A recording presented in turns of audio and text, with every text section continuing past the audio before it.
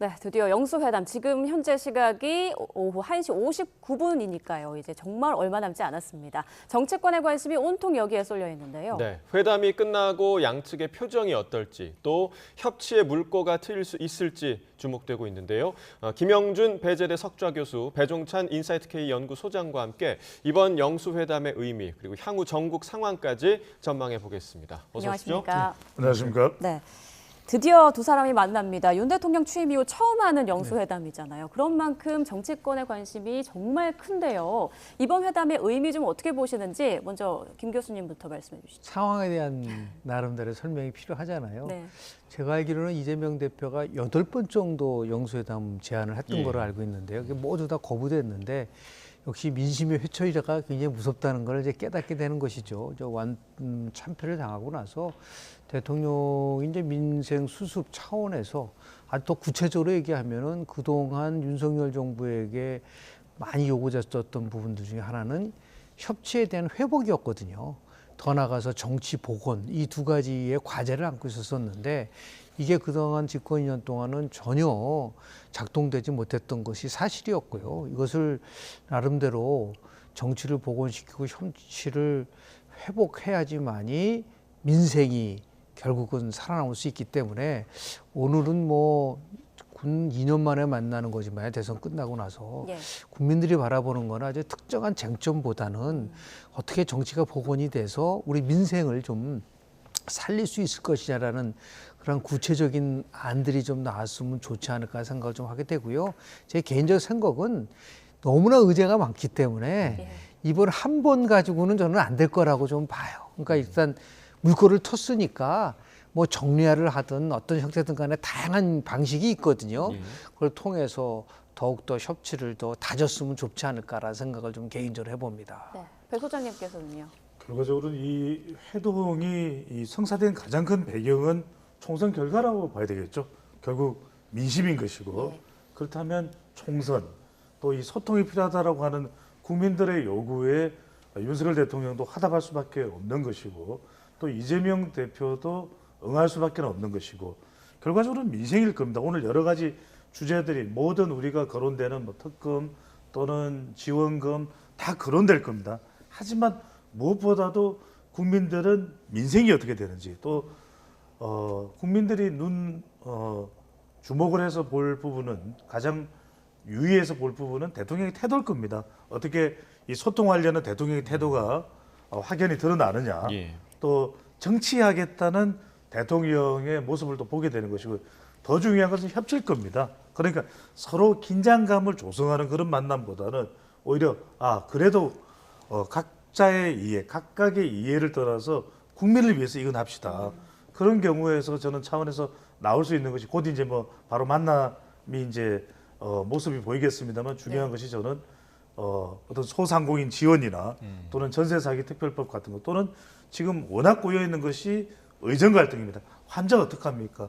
큰 병원의 전공이 어떡합니까? 예. 이걸 좀 윤석열 대통령과 이재명 대표 좀 머리를 맞대는 그런 발언이 나오지 않을까 기대를 해보겠습니다. 예. 자, 오늘 그 회담이 이제 차담회 형식으로 진행된다고 하는데 어떤 분들이 배석하느냐 이 부분도 조금 의미가 좀 있을 것 같아요. 어떻게 좀 보시나요? 보통 우리가 이번 회담은 여야가 단독 회담이라는 얘기를 많이 하지 예, 않습니까? 과거에 박근혜 전 대통령 같은 경우는 여야 대표가 만났어도 단독으로 만난 적은 없지만 그럼에도 불구하고 지금 정진석 비서실장이라든지 홍철호 정무수석이라든지 이동훈 홍보수석이 이제 윤석열 대통령 측에서 배석을 하게 되겠고 예. 진성준 정책위의장이라든지 천준호 비서실장이라든지 박성준 수석대변인이 아마 이재명 대표 측에서 배석을 하게 될 거라고 좀 보는데요. 결국 이제 관심은 두 분이서만 만난 시간을 가질 거냐. 이게 또 하나의 또 나름대로 관전 포인트라고 보는데 처음 만나서 바로 두 사람이 많이 활동을 할까라는 부분 속에서 관심을 이제 갖지만 파격적이라고 하면은 두 분이 만나서 깊숙한 얘기를 그러니까 지금 꼭 1시간을 할 것이냐 90분을 할 거냐 120분 할 거냐 시간은 정해져 있지 않지 않습니까? 예. 시간과 의제가 정해져 있지 않기 때문에 이거는 처음 만남이라고 하더라도 할 수 있는 말은 다 꺼내놓고 얘기할 수 있는 그러한 시간을 가진다고 한다면 저렇게 뭐 대통령과 대표 말고 3명이서 배석을 하지만 두 분이서 만나서 허심탄회하게 얘기하는 시간도 저는 가질 필요가 있지 않을까라는 생각을 좀 합니다. 네. 참 주목해야 될 것이 지금 야당 측 이재명 대표를 제외하고 3명, 이재명 대표 사실 포함이죠. 모두 현역 의원이고 이번에 또 당선이 됐어요. 예. 그러니까 이제 정치인들이 야당 쪽에서는 구성이 됐다는 것인데 그만큼 정치적인 오늘 회담이 되느냐 그렇게 보지는 않아요. 왜냐하면 이재명 대표도 그 부담은 있습니다. 정치적인 주제만 의제만 거론을 했을 경우에는 아주 기대치에 못 미칠 기대치에 아주 못 미칠 가능성이 있거든요. 예. 그런 만큼 진성준 의원도 상당히 강성입니다. 그럼에도 불구하고 정책위 의장이거든요. 예. 그러니까 강한 톤으로 이야기는 하되 대통령과 서민을 위한 민생을 위한 정책도 논의해야겠다. 저는 그 의미도 지금 참석자 배석자의 이 성향들을 보면 또 지금 맡고 있는 책임을 보면 정책적인 그러니까 소상공인이나 경제나 이 부분에 대한 논의도 민생도 될 것으로 보입니다. 네. 예. 근데 보통 윤 대통령이 뭐 김치찌개 같이 먹자 이런 식으로 식사하자는 얘기를 많이 하잖아요. 그런데 이번에는 왜 차담회인지 오찬 만찬 요거 아니고 제가 차담회인지. 설명드릴게요. 네. 이건 여야 간에 대통령실이죠. 여가 아니라 대통령실과 지금 민주당 측의 조율에 의한 거예요. 네. 천준호 비서실장이 또 홍철호 정무수석이 그 조율을 맡았는데 가장 빠르게 만나는 것이 그러면 식사를 어떻게든 좀 잡을까요 했더니 그냥 차담회로 실질적인 만남이 되는 것이 좋겠다라는 것이 그 협의의 이런 사안이고 이것이 일각에서 제기하는 것처럼 아니 어떻게 대통령이 이재명 대표 첫 만남에 밥도 안 주냐 이 사안은 아닙니다. 네. 저도 이게 민주당 관계자에게 한번 물어보기도 했는데 예. 그건 아니라고 그래요. 그러면 밥 내놔라, 밥 먹고 싶다. 근데 그게 중요한 게 아니라 국민들을 위해서 무엇을 논의하고 그 자리가 중요한데 가장 빠른 시간에 이게 또 5월달로 넘어가면 상당히 부담스러울 수 있으면 오늘 아니면 내일인데 내일보다는 오늘 만나는 게 좋은 거죠. 그래서 가장 빨리 시간을 낼 수 있는 게 월요일 오늘 오후 2시였다라고 이제 확인이 되는 겁니다. 그러니까 협의할 시간이 좀 촉박했기 때문에 그렇죠. 그리고 또 네. 이게 가장 빠르게 만날 수 있는 방법이었다 이렇게 설명을 해주셨는데 식사를 하는 것과 안 하는 것 의미 차이가 있다고 보세요, 교수님? 식사를 하면서 쟁점적 사항을 얘기할 수 있나요? 통상적으로 예. 차담회가 훨씬 좋은 형식이라고 보고요. 이제 이래서 제가 아까 말씀드린 것처럼 이제 정례하라는 과정을 거치게 되면 그때는 뭐 식사도 하고 나름대로 새로운 그런 형식의 만남이 있을 거라고 좀 보는데요. 근데 지금까지 여야 영수회담을 통해서 실은 정례화를 한 경우는 거의 없습니다. 예. 그러니까 이제 김대중 대통령 같은 경우 8차례 여야 영수회담을 했는데요. 저는 오늘 뭐 다른 어떤 문제들보다도 지금 뭐 특검에 대한 문제 포함해서 여러 가지 쟁점적 사항이 있지 않습니까? 예를 들어서 뭐 지금 민생회복지원금 문제. 근데 국민들이 정말 이 회담을 통해서 바라는 거는 의정 갈등에 대한 해소라고 저는 봐요. 그러니까 2000년 6월 달에 김대중 대통령하고 이해창 총재하고 만나서 그때도 이제 의학 분업 문제 때문에 한 4개월 정도 갈등이 심화됐거든요. 그래서 결국 두 분이 어떻게 풀었냐면 약사법을 개정할 때 의료계의 의견을 많이 듣는다는 거를 합의를 하면서 질질 끌었던 의학 분업 문제를 해결을 했거든요. 예. 지금 굉장히 불안하지 않습니까? 국민들이 또 제가 알기로는 오늘 언론 보도 보니까 내일 서울대병원에도 추진한다는 얘기까지 나올 예. 정도로 그래서 이 의료 갈등에 대한 정말 돌파구가 좀 마련됐으면 좋겠다. 이재명 대표는 여야 정부 의료계 사자 협의체를 만들자고 얘기를 하고 있기 때문에 이 부분에 대해서 만약에 윤석열 대통령이 전향적으로 좋다 그럼 그렇게 하자고 한다면 상당한 진전이 있을 거라고 저는 봐요. 그 다음에 이제 뭐 지원금에 대한 문제는 뭐 파퓰리즘은 마약이라고 했을 정도니까 전 국민에 줄 수는 없겠죠. 그러나 민생을 회복한다는 차원에서 선별적으로 지원하고 이걸 추경에 반영하겠다. 이 정도만 나와도 국민들의 입장에서 봤을 때는 이번 영수회담에 대해서 갖고 있는 기대나 그 성과에 대해서 높이 평가할 수 있는 것이고요. 그게 아니라 나온 결과가 계속해서 뭐 최상병 특검 얘기, 김건희 특검 얘기 이거로만 계속해서 가져간다고 했을 때는 국민들이 오히려 여야 모두에게 질타를 가할 수 있다는 거를 분명히 저는 인식해야 될 거라고 저는 봅니다. 네. 서로 주고받는 그런 회담이 얼마든지 될 수 있습니다. 방금 전에 이제 김영준 교수께서 말씀하셨던 대로 의정 갈등에 야당도 역할을 하겠다. 그리고 힘이 필요한 부분은 야당도 보탬이 되겠다라고 하는 순간 윤석열 대통령으로부터 나올 화답은 그렇다면은 해병대 특검 관련해서도 더 적극적으로 우리가 한번 검토해 보겠다. 예. 어떤 의혹이 있는지 예. 그리고 꼭 특검으로만 의혹이 풀릴 수 있는 것은 아니니까 공수처 수사 그걸로도 부족하다고 한다면 더 적극적으로 관련돼서 설명하고 그 부분에 대해서도 대응할 용의가 있다. 이렇게 되더라도 이재명 대표는 상당히 그렇게 적극적으로 응대를 해 오셔서 우리도 그렇다면 의정 갈등이라든지 이런 부분에 더 적극적으로 나설 뜻이 있다. 이렇게 되면 진전이 있는 것이거든요. 예. 그러니까 역대 이런 대통령과 야당 대표의 이 단독 회담 지금 6년 만에 이루어지는 겁니다. 그러니까 2018년 4월 달에 문재인 당시 대통령과 자유한국당 홍준표 대표 사이에 이제 단독 회담이 있었습니다. 그 이후로는 이제 단독 회담이 없었는데 근데 역대 이런 대통령과 야당 대표의 단독 회담 이후에 대통령 지지율이 잘 안 올라가요. 근데 이번에는 윤석열 대통령이 총선 여파로 대통령 지지율을 올려야 되는 또 지지율을 올려야 되는 목표가 있습니다. 그런 점에서 조금 윤석열 대통령이 그런 야권에 또 이 특검 경쟁을 앞으로 전개될 가능성이 상당히 높지 않겠습니까? 그런 부분을 오히려 더 적극적으로 해명하고 해소하려는 노력을 보인다면 이 부분도 윤석열 대통령에게 상당히 도움이 되고 국정 긍정적인 또 평가로도 이어질 수 있을 것으로 보입니다. 네, 두 분 모두 오늘 단독 회담을 할 것인지가 하나의 관전 포인트라고 말씀을 해주셨는데요. 오늘 회담 배석자 가운데 한 명인 박성준 민주당 수석 대변인이 라디오 인터뷰에서 단독 회담 가능성에 대해서 언급을 했습니다. 김성태 전 의원 목소리에 이어서 직접 들어보겠습니다. 공식적인 배석자 비서실장이라든지 정무수석 이러면은 집권당 대표하고도 만나도 원론적인 이야기밖에 안 돼요. 발미의 배석자들 다 이제 물리치고 보통 10분, 15분 그 사이가 가장 하이라이트네요. 중요한 이야기가 오가는데 실무회담에서 두 분만의 만남, 그러니까 뭐 단독 회담이라고 해야 되겠죠? 그것은 없었던 것으로 알고 있고요. 두 분만의 단독 회담만 한다고 하면 그 도대체 무슨 일이 나왔느냐.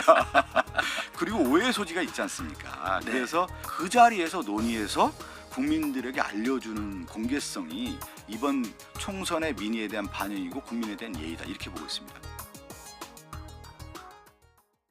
네, 조금 전 박성준 대변인이 단독 회담이 오해 소지가 있다 이런 말을 했는데 어떤 오해 소지가 있을까요? 박성준 의원은 이제 초선 의원이거든요.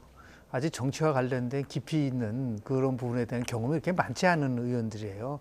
김성태 의원이 맞아요. 근데 이거를 단독 회동을 하면서 결국은 그 단독 회동을 이끌 쓰는 사람은 누구냐? 대통령이죠. 잠깐 얘기 좀 합시다라고 얘기하는 순간 물꼬가 트일 수가 있는 거기 때문에 그러면 나름대로 그 이후에 어떻게 공개가 안 되겠습니까? 나름대로 뭐 어떤 중요한 부분은 빠진다 하더라도 충분히 얘기할 수 있는 부분들이 있기 때문에 저는 이제 나름대로 오늘 그 나름 회동의 성과를 더 높이기 위해서라도 그건 얼마든지 필요할 수 있는 부분이지 딱 거놓고 이건 절대로 안 된다. 그런 법이 어디 있습니까? 사람들이 만나서 얘기를 하는데 자연스럽게 얘기하는 과정 속에서 꼭 짚고 넘어갈 부분이 있다고 한다면 뭐 10분이든 15분이든 얼마든지 두 분이 만나서 얘기할 수 있는 그게 바로 정치죠. 지금 만나는 거는 정치를 복원시키는 것이 문제라고 한다면은 가장 중요한 이 어떻게 하든 간에 국민들에게 나름대로 기대와 희망을 줄 수 있고 이 회담이 성과를 가져올 수 있다는 걸로 보여줄 수 있게끔 만드는 거 그게 바로 정치의 기술이지 않을까라는 생각을 좀 하게 됩니다. 예. 자, 독대를 했을 경우에 네. 장점 뭐가 있다고 보십니까, 소장님? 저는 독대 가능성이 상당히 있을 것 같아요. 왜냐하면 강한 소통으로 인식되죠. 예. 그러니까 우리가 윤석열 대통령과 이재명 대표 만남 이후에 전달되는 내용으로서 한 20여 분간 독대 두 분만 만나서 두 사람만 만나서 이야기를 나눴다 그러면 국민들이 보기에도 정치권에도 강한 소통으로 인식을 할 수 있죠. 이제 오해의 소지라는 건 이겁니다. 각각 제각각 해석이 나올까봐 그 부분에 대해서 이제 박성준 의원이죠. 박성준 대변인이 그런 얘기를 하는데 그렇게 우려하지 않아도 되는 게 오늘 해동 이후에 브리핑을 하게 돼 있습니다. 그러니까 브리핑이 있기 때문에 오해가 살 만한 부분은 사전에 얼마든지 홍철호 정무수석 등을 통해서 확인이 가능할 걸로 보입니다. 예.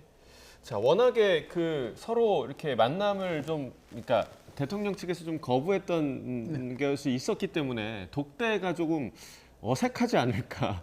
그런 관측에 대해서는 좀 어떻게 보세요? 교수님? 아니에요. 지금 윤석열 대통령이 그렇게 한가하게 이 문제를 풀어갈 수 있는 상황이 아니에요. 예. 오늘 뭐 리얼미터 조사 또 지난주에 있었던 한국갤럽 조사 결과를 보더라도 굉장히 대통령 국정의 지도가 추락하고 있는 모습도 보여줄 뿐만 아니라 그 총선 이후에 어떤 돌파구를 거의 마련하지 못하고 있는 상황 속에서 저는 윤석열 대통령이 나름대로 승부사적 기질이 있기 때문에 예. 그리고 저는 두 분이 만나서 꼭 해야 될 말이 있다고 저는 봐요.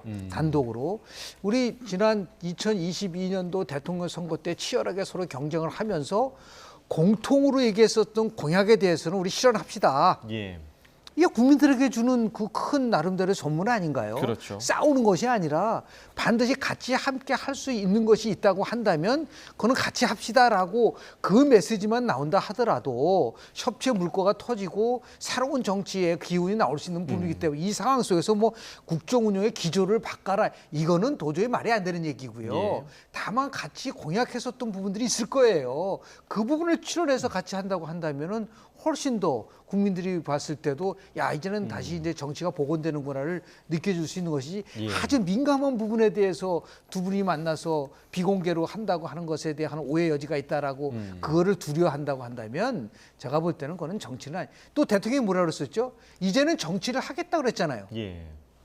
그 시금석이 바로 이번 회동을 어떻게 풀어갈 것인가를 보여주는 거기 때문에 정치적인 접근을 저는 해야 될 거라고 저는 봅니다. 네.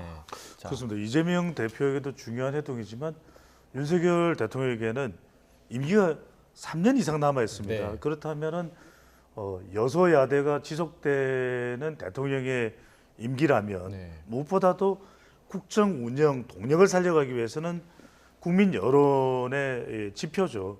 지지율이 중요할 수밖에 없습니다. 총선 여파로 지금 주춤한 또 내려간 하락한 지지율이 좀처럼 회복이 안 되거든요. 이걸 그래도 강한 소통을 통해서 끌어올릴 수 있는 좋은 계기가 될 수 있다는 점에서 예. 중요한 계기가 될 수 있다는 점에서 오늘 해동을 윤석열 대통령은 소리할 수가 없는 거죠. 그런 점에서는 뭐 독대면 독대, 더 필요한 수단이 있다면 그 수단까지도 해야 되는 것이겠죠. 그래서 예. 국민들이 보기에 대통령이 정말 총선 이후에 태도가 바뀌어서 적극적으로 소통한다. 그러니까 대통령의 정체성을 바꾸라는 것 차원을 떠나서 예. 대통령의 태도, 대통령의 또 국정 운영의 방식 이런 부분에 대한 국민들이 요구가 있지 않겠습니까? 예. 이런 부분을 상징적으로 보여줄 수 있는 것이 바로 오늘 해동이라고 볼 수가 있겠죠. 예, 자 양측 모두 다른 의미에서 이제 소홀히 할 수 없는 이번 회담인데요. 자 윤석열 대통령이 취임 후 720일이 걸렸습니다. 720일 만에 처음으로 제1야당 대표와 마주 앉았는데, 자 오늘 회담의 관전 포인트를 이세나 앵커가 정리해 드립니다. 네, 말씀하신 대로 윤 대통령 취임 후 720일 만에 처음으로 제1야당 대표와 마주 앉게 됐습니다. 지난 2022년 8월 당대표 선출 직후부터 줄기차게 영수회담을 요구해온 이재명 대표, 그리고 이를 줄기차게 거부해왔던 윤 대통령, 드디어 만나는 건데요. 일단 윤 대통령은 이 대표의 이야기를 많이 듣겠다고 공언했습니다. 이재명 대표의 얘기를 좀 많이 들어보려고 그렇게 해서 그런 용산 초청이 이루어진 것이고, 서로 의견을 좁힐 수 있고 합의할 수 있는 이런 민생 그 의제들을 좀 찾아서 국민들 좀 민생 안정을 위해서 할 수 있는 몇 가지라도 좀 하자는 그런 얘기를 서로 하게 되지 않을까. 자, 그렇다면 이재명 대표는 무슨 이야기를 꺼낼까요? 먼저 총선 기간 내내 약속했던 민생 회복 지원금을 적극적으로 제안할 것으로 보입니다. 전 국민 25만 원 재난지원금 문제. 윤석열 대통령이 전화를 하셔서 잠깐 통화를 했어요. 통화를 했고 한번 보자고 만나자고. 그때 뭐 얘기를 좀 나누면 될 것 같고. 네, 민주당은 이번 영수회담을 놓고 총선 결과에서 드러난 민심에 윤 대통령이 화답하는 자리라고 강조하고 있는데요. 특히 취임 후 국회에서 통과된 법안에 대해서 9차례 거부권을 행사한 것에 대한 사과를 요구할 것인지, 또 최상병 특검법 처리가 테이블 위에 올라갈지도 주목됩니다. 또 이 대표가 윤 대통령의 배우자 김건희 여사 문제를 직접 거론할지도 하나의 관전 포인트입니다. 네, 대통령실은 당장 시급한 건 민생이라는 입장인 것으로 전해졌습니다. 실무 준비 역시 민생 문제를 중심으로 이뤄진 것으로 알려졌고요. 강대강 대치가 장기화 중인 의정 갈등에 대한 해법 논의도 가능성이 있습니다. 윤 대통령이 이 대표에게 신임 국무총리 후보군에 대한 의견을 구할 수 있다는 전망도 나오고 있습니다. 자, 분명한 건 이번 영수회담이 전국의 향방을 가를 중요한 변곡점이 될 거라는 점인데요. 이 때문에 두 사람 모두 생산적인 결과를 내야 한다는 부담을 안고 오늘 회담에 임할 것으로 보입니다.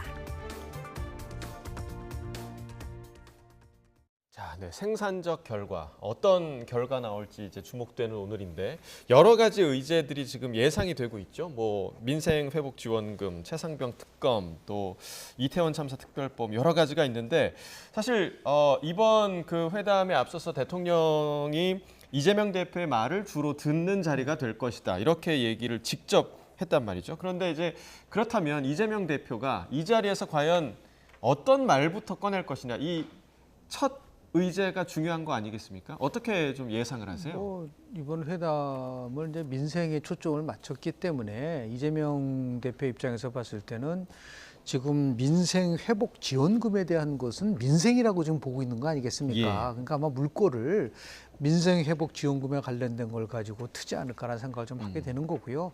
다만 이거를 전 국민에게 주느냐 아니면 선별적으로 주느냐 문제가 남아 있을 거예요. 그런데 정부 입장에서 봤을 때는 지금 뭐 국가 부채가 1,162조에 이를 정도로 엄청나게 많은데 지금 한 13조 원 정도의 예산이 필요하지 않습니까? 그러면 이것을 어떻게 조율할 것이냐면 얼마든지 이 부분에 대해서는 그 민생 지원과 관련돼서는 여야가 서로 조율할 수 있을 가능성은 저는 굉장히 크다고 저는 보는 것이고요. 예. 가장 민감한 문제와 관련돼서는 이제 회담 말미에 나오겠죠. 그렇게 해야지 쭉 끌고 갈 수 있는 나름대로의 그 분위기가 만들어질 수 있지 않을까라는 네. 생각을 하게 돼서 대통령이 지난번에 얘기했었던 내용을 보면은 뭔가 그래도 몇 가지 국민들에게 선물을 줄 수 있는 민생 나름대로의 의제에 대해서 결론이 도출되기를 기대한다고 얘기를 했기 때문에 그 부분에 대한 문제도 같이 함께, 저는 그거는 아까 조금 전에 말씀드린 것지만 결국은 처음부터 끝까지 이 회담의 가장 큰 관심 포인트, 생산적 결과는 의정 갈등에 대한 해소라고 좀 봐요. 이것만 그래도 나름대로 여야가 합의를 하고 여기에 여러 개가 이 결과에 대해서 같이 동조를 한다고 하면 아마 의정 갈등 문제는 급물살을 타고 나름대로 새로운 국면으로 갈 수 있는 거기 때문에 저는 이 문제가 가장 국민들이 지금 바라보고 있는 대목이 아닌가라는 생각을 좀 하게 됩니다. 네. 이것만큼은 협치의 모습을 좀 보여줘야 한다라는 게 김 교수님께서 의정 갈등 꼽으셨는데 배 소장님 어떠세요? 그렇습니다. 그러니까 오늘 회동에서 뭐 파격적인 내용들, 그러니까 의정 갈등도 물꼬를 틀 수 있는 그런 이제 윤석열 대통령과 이재명 대표의 발언이 나온다면 상당히 환영받을 일일 겁니다. 그리고 대통령도 정치적으로 지금 쟁점화되고 있는 이슈들에 대해서 적극적으로 뭐 검토하겠다, 또는 더 나아가는 그런 진전된 그런 대통령의 뭐 해명이 나온다 그러면은 민주당으로서도 상당히 반길 수 있는 그런 사안이 되겠죠. 적어도 뭐 전 국민 25만 원 지원금에 대해서는 상당히 반발 기류가 여권 내부에서 높지만 한번 검토해 보겠습니다 라는 그런 발언이 나온다 하더라도 좀 우리로서는 전향적이다, 파격적이다 볼 수 있는데, 저는 그렇게까지 기대하지 않는다도 일단 만난 것만도 첫 번째는 소통이다, 만났다, 그것도 하나의 기대의 성과인 것이고, 두 번째는 민생, 그러니까 큰 것이 아니라 오늘 이 자리는 첫 만남이기 때문에 작은 성과가 오히려 국민들에게는 뭐 그 정도만이라도 그거라도 또 좋은 것이다라고 인식할 수 있을 것이고, 저는 마지막으로는 경청인 것 같아요. 이재명 대표는 지지층이나 또 당 내의 상황을 봤을 때 지원금 25만 원 지원금, 그리고 특금, 또 그리고 그 외에 대통령 이 거부권을 행사했던 그런 내용들까지 또 의정 갈등에 대해서 대통령이 책임져야 될 뭐 그런 내용까지도 주르륵 이야기할 수도 있습니다. 하지만 그걸 윤석열 대통령이 여기에서는 뭐 대결하거나 갈등을 또 야기하는 그런 자리지 아니지 않습니까? 뭐 말씀하신 거 잘 듣고 잘 또 검토를 하겠습니다 하는 그런 정도만 돼도 저는 오늘 회동의 소기의 성과는 있었다라고 평가할 수 있을 것 같습니다. 네, 그러니까 이 의제들에 대해서 뭐 여러 가지 다른 목소리들도 이제 당내에서도 많이 나오고 있는데 특히나 민생지원금 같은 경우는 지금 뭐 윤상현 의원이 이제 오늘 어떤 인터뷰에서 뭐 이재용 회장도 25만 원 줘야 되는 거냐 뭐 이런 얘기도 했었고 항상 얘기죠. 보편적으로. 보편적이냐 이제 네. 선별적이냐 그리고 이런 그 의정 갈등 문제도 민주당 내에서는 대통령이 풀어야 할 문제인데 우리가 굳이 함께 끌려 들어가야 되냐 이런 의견도 좀 있는 것 같더라고요. 이게 당내에서는 이 문제를 좀 협조를 할 거라고 좀 예상을 하십니까? 결국은 이번 총선에서의 민심을 패배한 쪽에서만 우리가 찾아낼 수 있나요? 그러니까 결국 승리를 했다는 거는 현 정부가 민생을 챙기지 못했다고 한다면 반대로 야당은 그건 정말 민생을 챙겼나요? 그러니까 큰 틀 속에서 보면은 분명히 여당은 참패하고 야당은 압승을 했지만 저는 어떤 면에서 볼 때는 야당의 압승에는 여당의 그 나름대로 실정에 따른 반사이익도 굉장히 강하다고 저는 보거든요. 그렇다고 한다면은 민생과 관련된 문제에 있어서 이거 우리한테 좀 껄끄럽고 다루기 힘든 거는 우리는 손 안 대고 전부 다 정부 여당이 처리하도록 하고 우리는 생색내기만 하면 돼. 그거는 예를 들어서 그 민심에서 반영된 압승을 가져다 준 국민들의 생각이 과연 그럴까요? 조금씩 이제 타협하고 양보하고 이렇게 나가는 것이 나름대로 정치고 그리고 새로운 모습을 보여주는 것이지 마치 점령군처럼 우리가 엄청난 의석을 받았기 때문에 그렇다고 한다면 2020년에 180석의 의석을 갖고 민주당이 왜 2년 만에 정권을 뺏겠죠? 그러니까 거기에 합당한 나름대로의 의무와 책임도 있는 거거든요. 거대 야당으로서의 의무와 책임. 지금도 보면은 이해가 안 되는 부분들 중에 하나가 뭐냐면 대통령 보러 거부권에 대한 것에 대해서 사과하고 다음에 하지 않겠다 약속을 해라. 그러면 입법을 단독 처리한 것에 대해서는 민주당은 왜 반성 안 하죠? 그 자신들이 하는 거는 모든 것이 다 괜찮고 똑같이 헌법에서 보장된 권한을 행사하는 대통령은 잘못된 거고 자신들은 180석 이상을 가졌기 때문에 단독으로 처리하고 바로 본회의에 직회부시키는 이러한 부분들에 대해서는 괜찮고 그러니까 협치를 여당만 하라고 하면 안 되죠. 야당도 해야죠. 자, 지금 보고 계시는 화면이 윤석열 대통령과 이재명 대표가 만나서 지금 악수를 나누고 첫 대화를 나누는 장면입니다. 네, 맞습니다. 조금 전 용산 대통령실에서 만난 모습이고요. 지금 한 명 한 명 서로 악수를 하면서 지금 원탁 테이블에 앉고 있는 모습을 보고 계십니다. 일단 표정이 모두 다 밝아 보이고요. 화기애애한 분위기처럼 보이죠. 그렇습니다. 민주당 측 배석자들이 보이는데요. 진성준 정책위의장, 천준호 당대표 비서실장 그리고 박성준 수석대변인이 민주당 측에서는 배석을 했고 대통령실 측에서는 정진석 비서실장과 홍철호 정무수석 그리고 이도훈 홍보수석이 함께 배석한 것으로 현재 보이고 있습니다. 네, 조금 전 용산 대통령실 상황이라는 점 다시 한번 알려드리고 대통령실 2층 집무실에서 차담회 형식으로 오늘 영수회담이 진행됩니다. 1시간 예상이 되고 있는데 뭐 길어지면 그 이상도 갈 거라고 지금 전망이 되고 있죠. 자, 소장님 지금 화면 보시고 어떤 것 같으세요, 분위기가?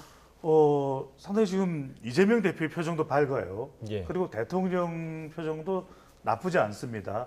조금 약간 긴장된 그런 표정도 배석자들 사이에서는 좀 나타나고 있는데 지금 중요한 장면이 나오네요. 그러니까 이재명 대표가 자료를 준비했어요. 그 이야기를 들고 있네요. 빠뜨리지 않고 당에서 준비한 내용을 대통령에게는 일단 다 전달하겠다. 지금 대통령 표정도 조금 긴장된 표정입니다. 물론 뭐 이제 어떤 내용이 나올지는 대체적으로 알고 있을 겁니다. 이제 이 내용이 이따가 오디오와 함께 이제 들어오면 더 정확하게 알 수 있겠습니다만 제가 말씀드렸던 대로 이재명 대표는 그동안 우리 YTN 뉴스를 통해서도 보도된 내용들을 다 거론할 거예요. 민생뿐만 아니라 25만 원 지원금 그리고 특금, 해병대 등등등 당에서 이야기됐던 부분들을 다 이야기를 할 겁니다. 그리고 의정 갈등에 대해서도 상당히 대통령이 여러 가지 좀 조율을 하고 해야 될 필요도 있지 않느냐라는 부분을 지적하면서 그런 이야기를 쭉 다 할 겁니다. 근데 이제 이 자리에서 중요한 것은 윤석열 대통령이 국회에서 또 협의해야 될 사안도 있습니다. 그건 대통령이 뭐 받아들인다 만다 할 사안이 아닙니다. 하지만 듣는 것이 우선 제일 중요할 것 같고요. 예. 그다음에 뭔가 답을 짧게라도 내놓을 수 있는 게 있다면 그 부분에 대해서는 이야기가 될 거고 와. 경청을 하는 것이 중요할 것이고 지금 원고가 양이 굉장히 많죠. 상당히 많은 것 네. 같거든요. 그래서 저 내용들을 다 이야기하지는 않을 거예요. 예. 왜냐하면 이건 일단 지금 화면상에 나오고 있는 부분이기 때문에 이 화면은 이재명 대표나 더불어민주당 지지층들도 다 보게 되는 화면이기 때문에 일단 이렇게 준비가 돼 있다. 지지층들을 좀 의식한 그런 또 이 대응도 또 준비도 필요했기 때문일 텐데 대통령도 굉장히 지금 진지하게 듣고 있습니다. 네. 그래서 이 이야기들을 쭉 하면서 대통령 발언이 이어질 테고 여기서 이제 중요한 건 이 부분이겠죠. 이런 또 논의들이 다 끝나고 난 다음에 조정과 중재를 어떻게 하느냐. 사실 이 부분이 중요합니다. 그냥 이렇게 이야기하고 그건 내가 어떻게 받아들일 수가 없는데 어떻게 할 거예요? 서로 이제 얼굴을 붉히고 이런 게 아니라 이 부분에 대해서는 답을 짧게라도 할 수 있는 건 하고 아닌 건 또 아닌 대로 또 다음에 또는 당에서 또는 또 다른 차원에서 협의를 하자. 이런 부분이 상당히 중요한데 지금 이재명 대표가 준비한 원고의 내용을 보면 1시간 가지고는 턱없겠네요. 길어지겠다라는 점만. 지금 이제 보시는 것처럼 이재명 대표가 원고와 함께 지금 발언을 이어가고 있고 모두 발언으로 보이죠. 그리고 윤석열 대통령이 앞서 이제 이야기했던 대로 경청하는 모습을 보이고 있습니다. 김 교수님 좀 어떻게 보셨습니까? 뭐 예상했었던 예. 나름대로의 그 장면이라고 좀 보는데요. 글쎄요, 저렇게 원고를 두툼하게 해가지고 가서 두툼하네요. 얘기하는 네. 거가 아마 처음이라서 그렇겠죠. 할 얘기가 많은데 저는 그래서 이번 한 번으로 끝나는 게 아니라 오늘은 문제 제기가 있었다고 한다면 5월 3일 5월 초에 이제 여야 원내대표가 새로 선출되지 않습니까? 예. 네. 여야 원내대표하고 대통령하고 이재명 대표하고 만나는 그러한 자리가 오히려 더 실질적으로 국민들에게 뭔가 피부에 와닿는 거를 내놓을 수 있는 거라고 보고요. 오늘은 아마 이재명 대표가 하고 싶은 얘기 다 하고 그리고 대통령은 듣고 다만 거기에 얼마만한 정답이 있느냐. 혹시 기억나십니까? 박근혜 전 대통령이 추석을 앞두고 김한길 야당 대표를 만난 적이 있었어요. 네. 당시에. 그런데 이제 김한길 당대표가 나와서 첫 마디가 있었죠. 정답은 없었다란 말을 한번 한 적이 있었어요. 그래서 굉장히 또 오히려 여야 영세담 이후에 더 굉장히 그 전국이 아주 냉랭하게 흐른 적이 있거든요. 예. 그래서 제발 그런 얘기는 좀 안 나왔으면 좋겠고요. 일단 뭐 경청을 한다고 얘기를 했고 과연 어떠한 공통 분모를 찾아낼 것인가를 아마 대통령 포함해서 대통령 측에서는 고민을 하고 있는 게 아닌가라는 생각을 좀 하게 됩니다. 네.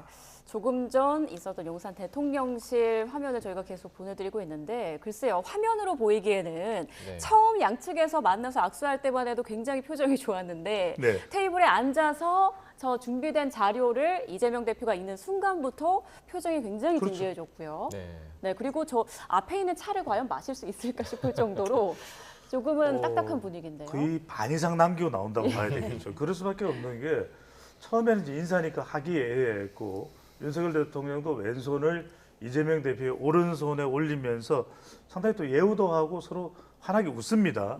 근데 이제 원고를 자료 오늘 발언 자료를 꺼내던 순간 이제 긴장하면서 좀 표정이 굳어졌는데 네. 그리고 이제 계속해서 저 원고를 뭐 10분이 됐든 5분이 됐든 이재명 대표는 계속 읽어 나가겠죠. 왜냐하면 그만큼 당에서는 준비를 한 겁니다. 의제 조율이 힘들었다는 과정은 그만큼 무거운 주제가 있다라는 것이고 또 우리가 소리는 오디오는 지금 들을 수 없지만 대체적으로 지금 표정과 이런 부분을 관찰하는 것도 우리가 상당히 중요한데 대통령의 표정이 조금 굳어진 모습을 보면은 예. 상당히 무거운 주제들 좀 나왔다 이렇게 볼 수 있겠죠. 그러니까 뭐 처음부터 그동안 총선 민의에 따라서 국민들은 대통령의 국정 운영에 대한 여러 가지 의혹도나 이런 부분에 대해서 국민들은 궁금해하고 있다.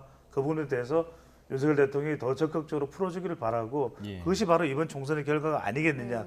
이런 또 이야기들을 구체적으로 쭉 전개를 해 나가겠죠. 중간에 잠깐 한 3, 4분여 발언 뒤에 대통령의 잠깐의 발언이 있었는데 그 부분에 이런 거 아니냐라고 이야기를 잠깐 했는데 이제 계속 또 발언 준비한 자료를 예. 계속 또 읽어 나가는 이재명 대표의 모습을 볼 수가 있겠는데 나중에 이제 우리가 실제 이 발언 내용들이 이제 오디오까지 들어오게 되면 좀 그런 무거운 주제들 지금 정진석 또 실장 또 홍철호 수석 또 이도원 대변인까지 예. 그런 표정을 또 엿볼 수가 있겠죠. 예, 저희가 이제 잠시 후에 이제 이재명 대표와 윤석열 대통령의 모두 발언도 음성으로도 함께 이제 공개할 예정인데 이 부분이 굉장히 좀 궁금해지는 사안이고 여러 의제들 가운데 지금 윤석열 대통령 옆으로 정진석 비서실장, 그러니까 이재명 대표와 만나기 이전에, 그러니까 지난주에 임명을 했습니다. 정진석 비서실장 그리고 홍철호 정무수석을 임명을 했는데 그 임명 인선 가운데서도 지금 가장 지금 주목이 되는 것이 국무총리 인선이란 말이죠. 이 자리에서 총리 인선과 관련된 얘기 나눌 수 있을 거라고 좀 예상을 하십니까, 교수님? 그럼 뭐 우선순위에서 한참 낮아진 우선순위라고 좀 봐요. 그 얘기는 뭐 꼭 오늘 회동 자리에서만이 아니라 다른 루트를 통해서도 얼마든지 소통을 할 수 있는 부분들이 있기 때문에 예. 지금 뭐 저렇게 원고가 많은데 저쪽 안에 들어가 있겠어요. 나름대로. 그래서 항상 얘기하지만 최우선 항목이 뭘까를 가지고 본다고 한다면 조금 전에 우리 앵커께서 물어보신 그 국무총리와 관련된 부분들, 인선과 관련된 부분은 비중에 있어서 이렇게 큰 차지하는 것 같지는 않고요. 아마 좀 계속 지금 화면으로 보면 계속 지금 이제 이재명 대표는 원고를 읽고 있는 상황이고 대통령은 이제 경청을 하면서 나름대로 생각을 이제 정리를 하겠죠. 네. 근데 여하튼 간에 이번 첫 만남이니까 저는 여기서 뭔가 아주 획기적인 돌파구가 나오면 참 좋겠지만은 그걸 기대하기보다는 이 첫 만남에 대한 부분들이 굉장히 중요하게 생각이 들고요.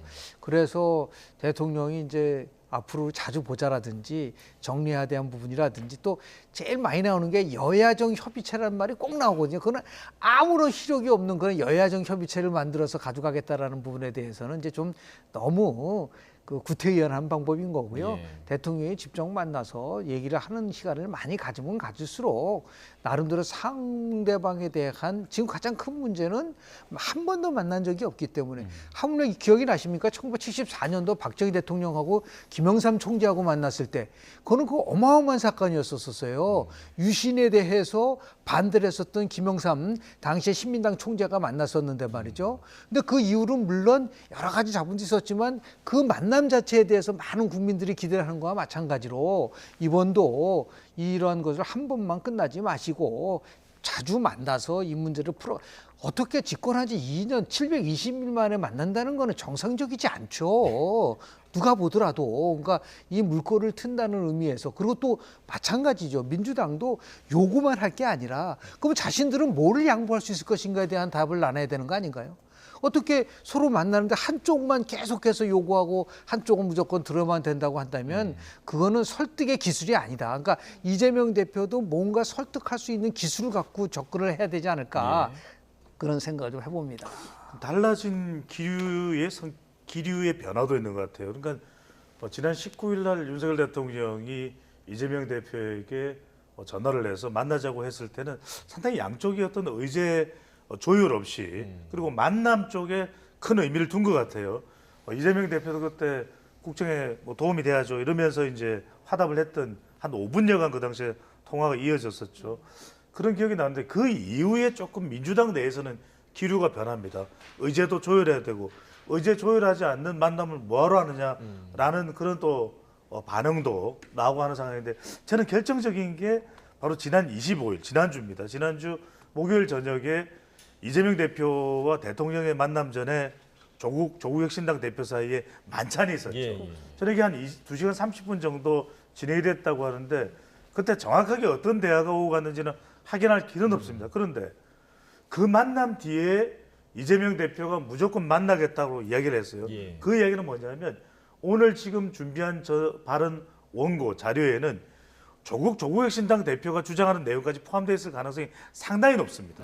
그래서 민생회복 지원금 25만 원 외에도 의정갈등 해법, 최상병 특검법, 김건희 여사 특검법까지도 이야기를 했을 가능성을 저는 배제할 수 없을 것 같습니다. 여기에 이태원 참사 방송상법, 양국관리법 등 할 수 있는 모든 내용들을 이재명 대표는 조국 혁신당하고의 관계나 이런 차원을 보더라도 했을 가능성이 상당히 높다 이렇게 봐야 될 것 같습니다. 김건희 여사 특검과 관련해서 좀 우회적으로 말을 하지 않을까 이런 예상도 있었거든요. 어떻게 지금 얘기하는 모든 의제가 다 포함될 수 있겠으나 네. 제가 볼 땐 그건 정치가 아니에요. 그건 뭐 누구나 예상했었던 것만 부분들에 대한 얘기인데 저런 식으로 해가지고 전부 다 나열하고 그리고 대통령은 듣기만 하고 거기에 알맹이는 없고 그러고 나서 끝나고 나서는 회당한 그 자체로만 얘기한다면 그게 될까요?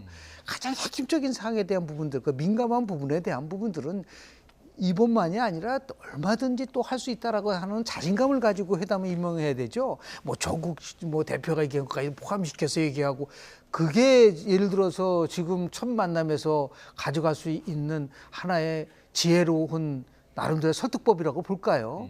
그러니까 보통 물론 거창하게 얘기하지 않나 하더라도 뭐 아리스토텔레스가 얘기하는 뭐 에토스니 파토스니 로고스니 너무 감성적으로 가져가는 거를 이성이 맞고 너무 이성이 가면 감성으로 조절하고 이렇게 한다고 하지만 제가 볼 때는 모든 것을 의제를 다 총망라해 가지고 이재명 대표가 얘기했다고 한다면 그거는 정치가 아니다.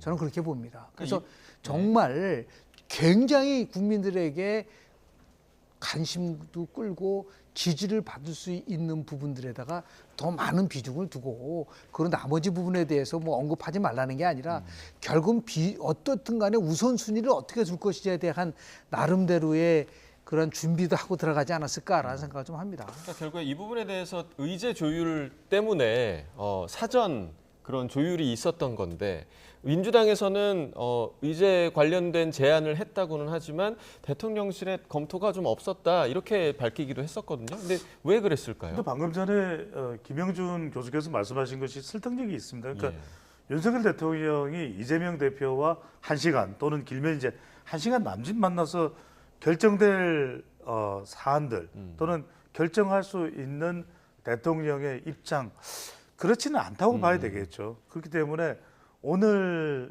이 만남은 윤석열 대통령이나 대통령실은 경청에 큰 방점을 두고 있는 것이고 하지만 이제 이재명 대표나 민주당에서는 우리 덜덜이 설 수 없다. 우리가 가서 윤석열 대통령을 만나주는 것만으로 대통령과 소통했다.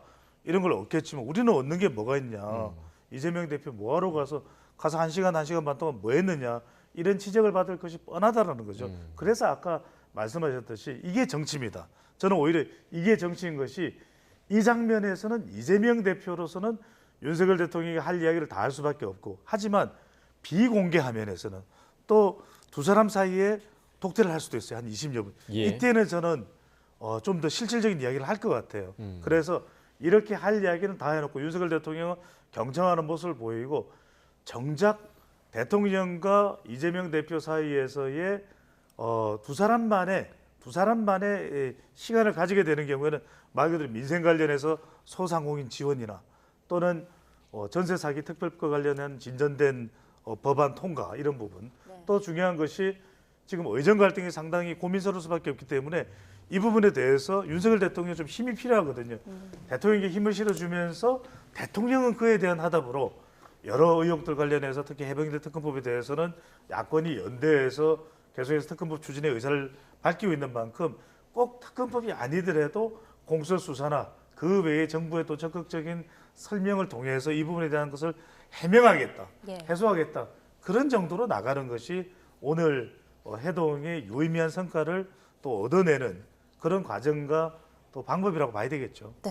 자, 윤석열 대통령 취임 후 처음 이재명 대표와 이렇게 마주 앉았습니다. 2시쯤에 이제 영수회담이 본격적으로 시작된 것으로 전해지고 있고요. 그리고 두 사람의 모두 발언이 조금 뒤에 공개될 것으로 예상이 됩니다. 화면에서 저희가 본 것처럼 이재명 대표는 준비한 원고를 읽어 내려갔는데 교수님, 가장 먼저 어떤 이야기부터 좀 꺼냈을 거라고 예상하세요? 저는 민생 문제에 대해서 얘기했을 거라고 봐요. 예. 고물가 포함해서 좀 굉장히 너무 어렵지 않느냐. 이 문제에 대해서 조금이라도 국민들에게 좀 그래서 민생 회복 지원금이라는 표현을 쓰잖아요. 민생을 이제 회복시킬 수 있는 작은 성이라도 이 정치권이 보여줘야 되지 않느냐라는 부분들에 대해서 아마 더 나아가서 이제 물가와 관련된 부분들에 대한 얘기를 좀 얘기를 하지 않았을까라는 생각이 좀 뭐 고유가, 고물가, 고금리 굉장히 나름대로 서민들이 굉장히 힘드니까 서민 지원에 관련된 부분들을 어떻게 갈 것이냐에 대한 얘기를 해서 풀어나가지 않았을까 하고 가장 민감한 부분들은 아마 예. 말미하실 거라고 저는 봐요. 말미에. 처음부터 예. 저렇게 가져가면 완전히 경색이 돼가지고 그 다음 회담을 끌어갈 수가 없기 때문에 안 한다는 게 아니라 하더라도 그 방식과 네. 그리고 스타일과 그리고 나름대로의 그러한 그 순서 같은 경우를 좀 얼마나 많이 고민을 했겠습니까? 이제 그렇게 해서 좀 그래도 듣는 사람이 경청하는 사람이 경청할 수 있을 정도로 인내할 수 있을 정도로 나름대로 조율을 하지 않을까 그런 생각을 좀 합니다. 네. 자, 윤 대통령과 이재명 대표 이렇게 첫 영수회담을 현재 진행하고 있습니다. 이 영수회담이라는 자리가 어떤 의미와 역사를 가지고 있는지도 궁금한 상황인데요. 자, 나경철 앵커가 역대 영수회담 사례를 좀 들여다봤다고 하는데 나 앵커 전해주시죠. 네, 자, 거느릴령의 소매수, 통상 대통령과 제1야당 대표가 만나서 의견을 나누는 자리를 영수회담이라고 합니다. 자, 그동안 영수회담은 여야 대치로 꽉 막힌 정국을 풀기 위한 목적으로 성사돼 왔었죠. 자, 지난 1965년 박정희 정부 때부터 시작해서 지금까지 모두 25차례 이루어졌는데요. 이 여야에서 최고의 영향력을 행사했던 대통령과 제1야당 대표의 만남이지만 이 정치적 이해 득실에 따라서 성과를 낼 때도 그리고 오히려 평행선만 늘어진 경우도 있었습니다. 가장 최근이었던 2018년 문재인 전 대통령과 홍준표 당시 자유한국당 대표의 회담 장면이 있었는데요. 자, 남북 정상회담을 2주 앞두고 야당 대표에게 협조를 구하기 위해 마련된 자리였는데 이 대북 정책과 각종 현안에 대해 서로의 입장차만 확인한 채 끝난 적이 있었습니다. 자, 또 2005년에 열린 노무현 전 대통령과 당시 박근혜 한나라당 대표의 영수회담도 대표적인 실패 사례로 언급되곤 하는데요. 자, 두 사람 모두 밝은 표정이었지만 결과는 신통치 않았습니다. 노 전 대통령이 선거법을 개편하는 대신에 총리 임명권을 야당에 주는 대연정을 제의했지만 박 대표가 거절을 한 것이죠. 자, 반면 성공 사례로 꼽히는 영수회담도 있었습니다. 김대중 전 대통령과 이회창 당시 한나라당 총재 2000년에만 무려 7차례 만났습니다. 4월에는 남북 정상회담의 초당적 협력을 그리고 6월에는 의약분업 사태 봉합 계기를 끌어내기도 했습니다. 자, 2008년 이명박 전 대통령과 정세균 당시 민주당 대표도 회동 후에 경제 살리기 등 7개의 사항을 발표했죠. 자, 윤 대통령 취임 이후 2년 만에 처음으로 열리는 이번 회담, 여소야대 22대 국회 개원을 앞두고 협치의 물꼬가 튀어질 수 있을지 관심인데요. 첫 단추를 끼우는 과정인 만큼 의미 있는 대화로 채우고 성공적인 만남으로 기억되면 좋겠습니다. 네, 역대 영수회담에 대해서 우리 나경철 앵커가 정리를 해줬는데요. 뭐 성공 사례도 있고 빈손으로 끝난 경우도 있고 지금 아까 김 교수님께서는 여러 차례 예전의 영수회담의 그 실예들을 말씀해 주셨어요. 혹시 기억나는 영수회담 있으신가요?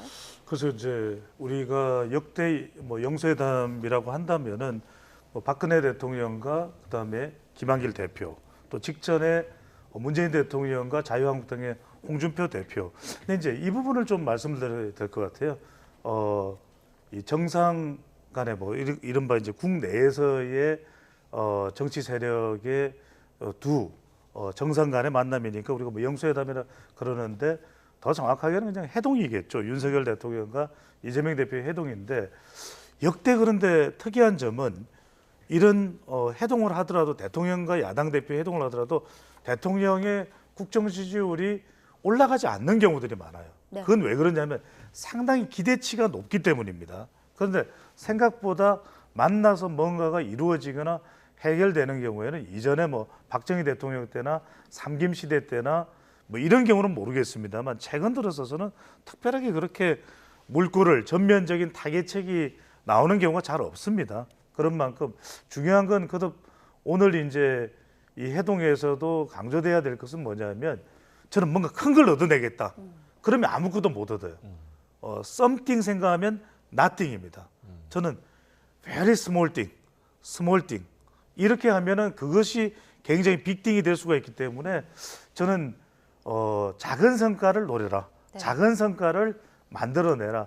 큰 성과 나올 수가 없거든요. 그래서 오히려 국민들이 원하는 것은 첫 번째 윤석열 대통령이 열심히 경청했다. 두 번째는 민생에 대해서 지금 가장 중요한 소상공인 지금 자영업층들이 너무 힘듭니다. 임대하기도 힘들고요. 이런 상황에서 그 다음에 또 하나는 뭐냐면 이것이 그냥 일회성에 그치는 것이 아니라 지속될 것이다. 앞으로 또 만나겠다. 저는 이 정도만 나와도 큰 성과로 인식될 것으로 보입니다. 네. 이제 배 소장님이 오늘 회동 전에 얘기를 하고 야당이 경청을 했으면 참 좋았을 것 같다. 그러니까 작은 성과를 기대하라고 하는데 지금은 큰 성과를 위해서 원고지가 저 과연 몇 장인지 모르겠지만 그걸 가져간 부분들이 있어서 그럼에도 불구하고 하여튼 성과가 좀 나왔으면 좋겠는데요. 제가 그 정치 현상을 연구하는 정치 학자 입장에서 봤을 때 더 이상 영수회담이라는 단어를 써서는 안 됩니다. 왜냐하면 과거에는요 대통령이 집권당의 총재인 경우가 있었어요. YS 그렇고 DJ도 그랬었고 그럴 때는 당연히 영수회담이라면 맞을 수 있죠. 당대당 대표가 만난 거니까 대통령이라 하더라도.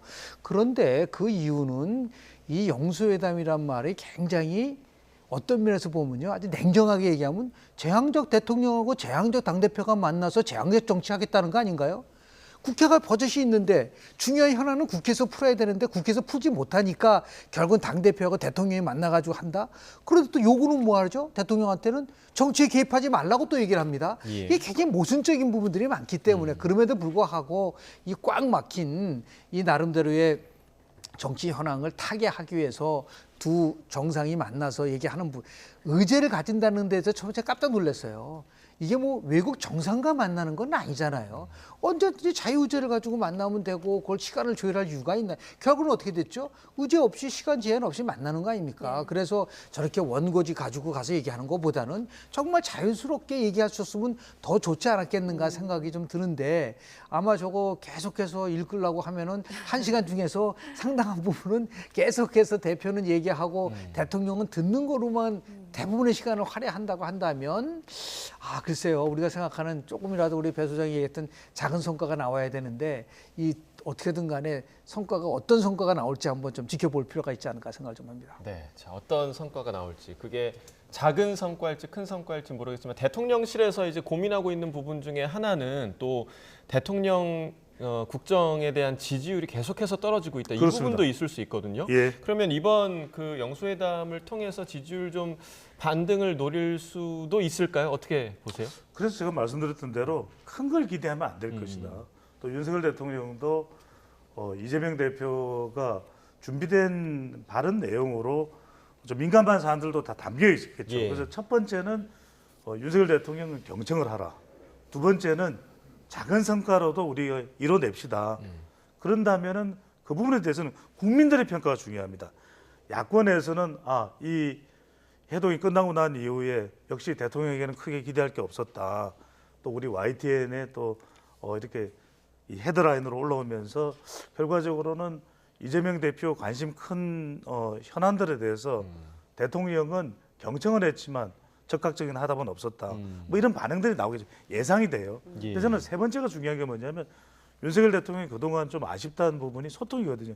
저는 오늘 모임이 이 해동이 아쉽다 하더라도 저는 계속해야 된다.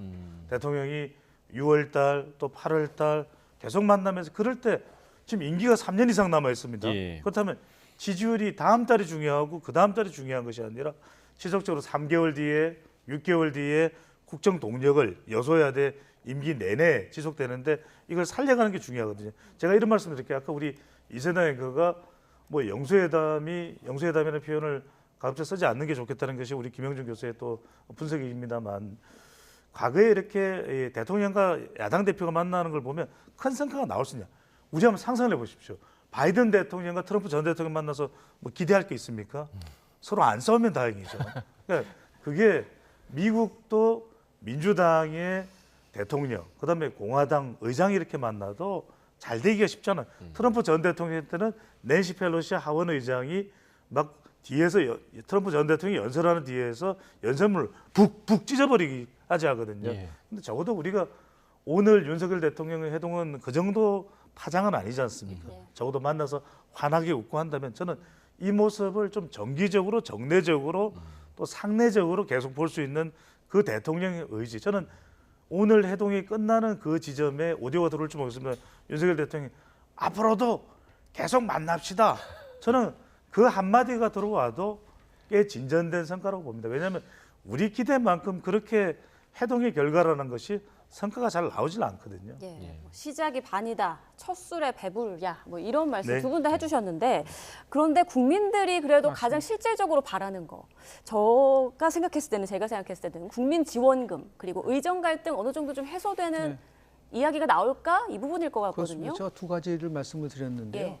좀 더 평론적 시각이라든지 정치적 시각을 넘어서서 한번 집권 2년 동안을 왜 그러면 720일 만에 만났을까 한번 고민 한번 해보실 필요가 좀 있는 거가 있는데요. 왜냐하면은 우리는 이번 총선에서 나타났지만은 이중적 권력 시대를 맞고 있었던 거예요. 의회 권력하고 행정 권력이 완전히, 그러니까 우리가 여소야다로 하지만 거대 야당이 있었고, 그리고 대통령은 또 대통령 나름대로 선출이 됐었는데, 결국 뭐냐면 두 세력 모두 다 이번에 주는 함의는 뭐냐면, 지금은 이제 총선에 참패했기 때문에 야당이 나름대로 주도권을 갖고 있는 가능성이 있다 하더라도 정말 정치가 정상화되고 국민들이 원하는 정치를 하려면요, 두 가지 단어가 반드시 여야 모두 다가 깊이 새겨 나와야 됩니다. 하나는 힘을 자제하고 상대방을 존중해야 된다. 그러니까 대통령도 힘을 갖고 야당을 무시하고 그냥 그대로 힘을 밀어붙이니까 갈등이 생긴 부분이 있고 서로 존중하지 않았죠. 마찬가지죠. 대한민국의 대통령은 윤석열 대통령이에요. 지금까지는. 그렇지 않습니까? 예. 국민이 뽑은 대통령이라고 한다면 그 대통령에 대한 존중도 가져야 되는 것이고, 그리고 아무리 의석을 많이 갖고 있다 하더라도 그냥 무슨 뭐 완전히 단독 처리하는 식으로 가가지고 계속해서 힘을 발휘하니까 결국은 갈등이 생긴 거니까, 이제는 상호 존중이라고 하는 부분과 그리고 조금씩 자기가 갖고 있는 힘을 자제해야만이 정치가 정상화되는 것이지, 어느 한쪽에만 협치를 하라고 요구할 때 협치는 오지 않습니다. 예. 협치는 같이 함께 하는 거고요. 다만 권력을 가진 사람들이 더 많은 손을 내미는, 대통령이 더 손을 많이 내밀어야 된다는 거는 맞지만, 그렇다고 해서 야당도 거기에 대응하는 자세에서, 태도에서 변함이 없다고 한다면 분명한 거는 우리 국민들은 어느 세력이 더 오만하냐에 따라서 반드시 응징을 하고 있기 때문에 그 부분들도 야당이 깊이 인식을 저는 해야 될 거라고 저는 봅니다. 예. 그러니까 이선화 앵커가 말씀하신 부분이 저는 참 중요한 것 같아요. 협치라는 게 이제 조정과 중재인데, 지금 민생이 어렵고 경제가 어렵고 대외 변수가 상당히 심각합니다. 이런 상황에서 전국민 지원금이 수용하기가 어려운 그런 제한일 수도 있습니다. 하지만 이제 추경도 해야 되고 13조 원 정도의 예산이 필요하다고 하는데, 윤석열 대통령이 한번 검토해 보겠습니다. 그리고 이재명 대표, 지금 소상공인이나 특히 이런 분들, 우리 서민들은 전세 사기로 어려우니까 이걸 먼저 한번 좀 해보는 게, 집중을 하는 게 어떻습니까? 아, 좋습니다. 그거 우리 못할 일이 있습니다. 이렇게만 돼도 이게 협치가 되는 거예요. 또 하나 의정 갈등인데, 이 부분에 대해서는 민주당은 상당히 비판적입니다. 그럼에도 불구하고 의료개혁 안 할 겁니까? 지금 우리가 모든 의료개혁이, 대통령의 의료개혁, 정부의 의료개혁 방향이 의대 학생 수에만 매몰돼 있을 일은 아니거든요. 그렇다면 이게 상당히 정말 대립각이 첨예하게 정부와 의료계 사이에 있는데, 이 부분에 대해서 이재명 대표가 또 거대 야당입니다. 힘을 실어주면서, 뭐 우리가 다 찬성하는 건 아닙니다만 우리가 또 참여해서 책임 있게 역할할 수 있는 부분은 이 부분에 대해서 하겠습니다. 그리고 우선적으로는 뭐 학생 수도 재조정에 대한 걸 열어놓고, 중요한 것은 환자와 환자 가족들이 걱정됩니다. 예. 빨리 전문의들과 또 전임의들과 그다음에 이 또 의대 교수들이 돌아올 수 있는 데는 우리도 같이 목소리를 내겠습니다.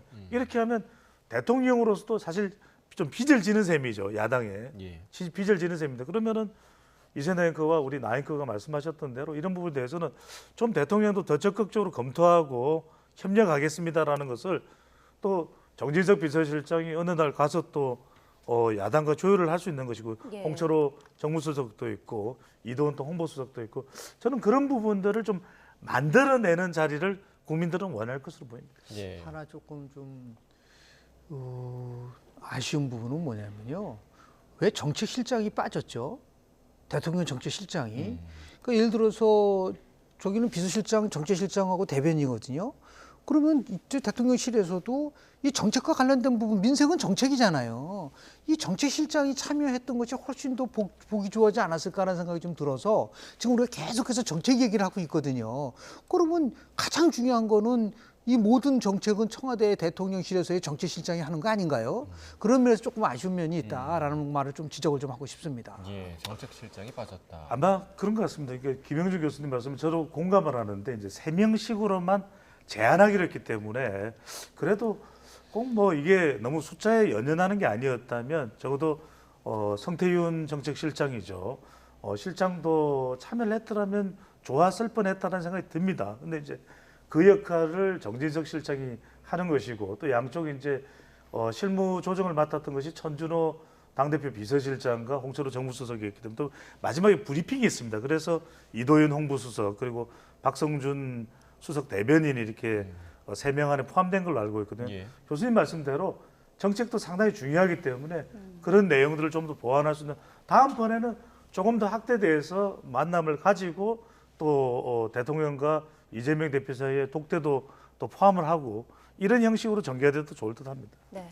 당초 1시간 정도로 예상을 했는데 지금 분위기 보니까 훨씬 더 길어질 것 같아요. 예상은 뭐 1시간이라고 하지만 뭐 더 많은 시간이 소요될 거. 왜냐하면 자주 만난 사이가 아니지 않습니까?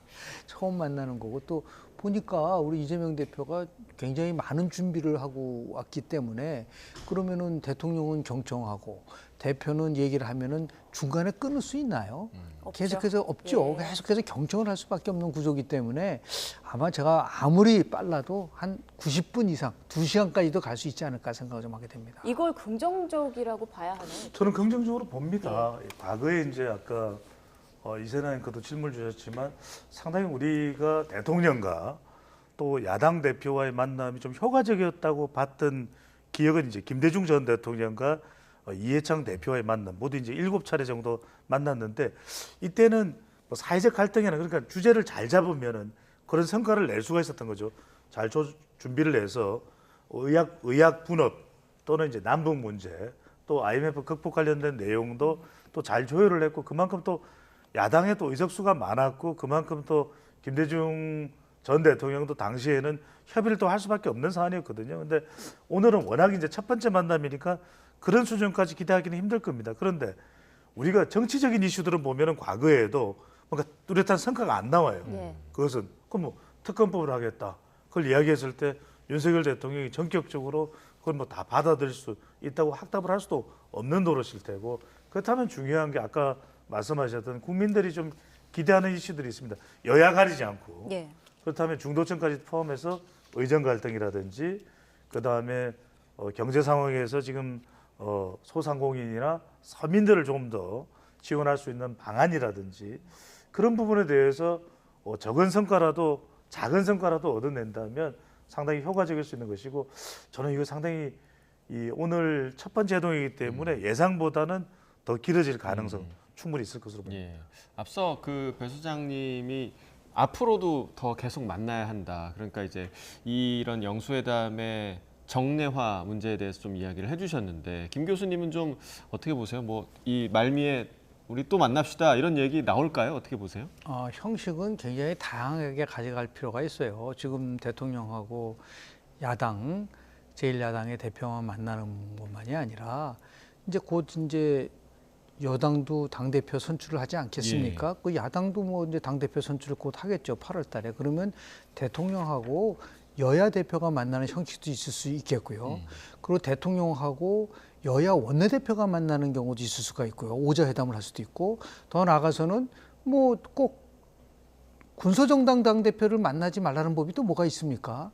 그러니까 같이 대통령이 또 이 야당의 모든 당대표와 만나서 하는 회담도 있을 수 있고 이렇게 자주 만나는 것을 보여주는 것이 지금 정치가 제대로 잘 돌아가고 있구나라는 것을 주는 시그널이기 때문에 얼마든지 저는 제가 볼 때 새로운 방식으로 대통령이 태도만 바뀌고 그리고 더 나가서 나름대로 인식이 바뀌어서 같이 이제 정치를 하겠다고 분명히 얘기를 했기 때문에 그것도 다양한 형식의 회담 방식도 정치를 하는 방식이 아닌가라는 생각을 좀 하게 됩니다. 네.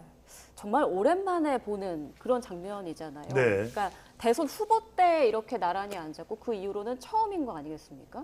이렇게 윤 대통령이 취임한 후에 이재명 대표와 윤석열 대통령이 나란히 앉아 있는 모습. 그런데 일각에서는요, 오늘 깜짝 이벤트식으로 공동 합의문이 나올 수도 있지 않을까?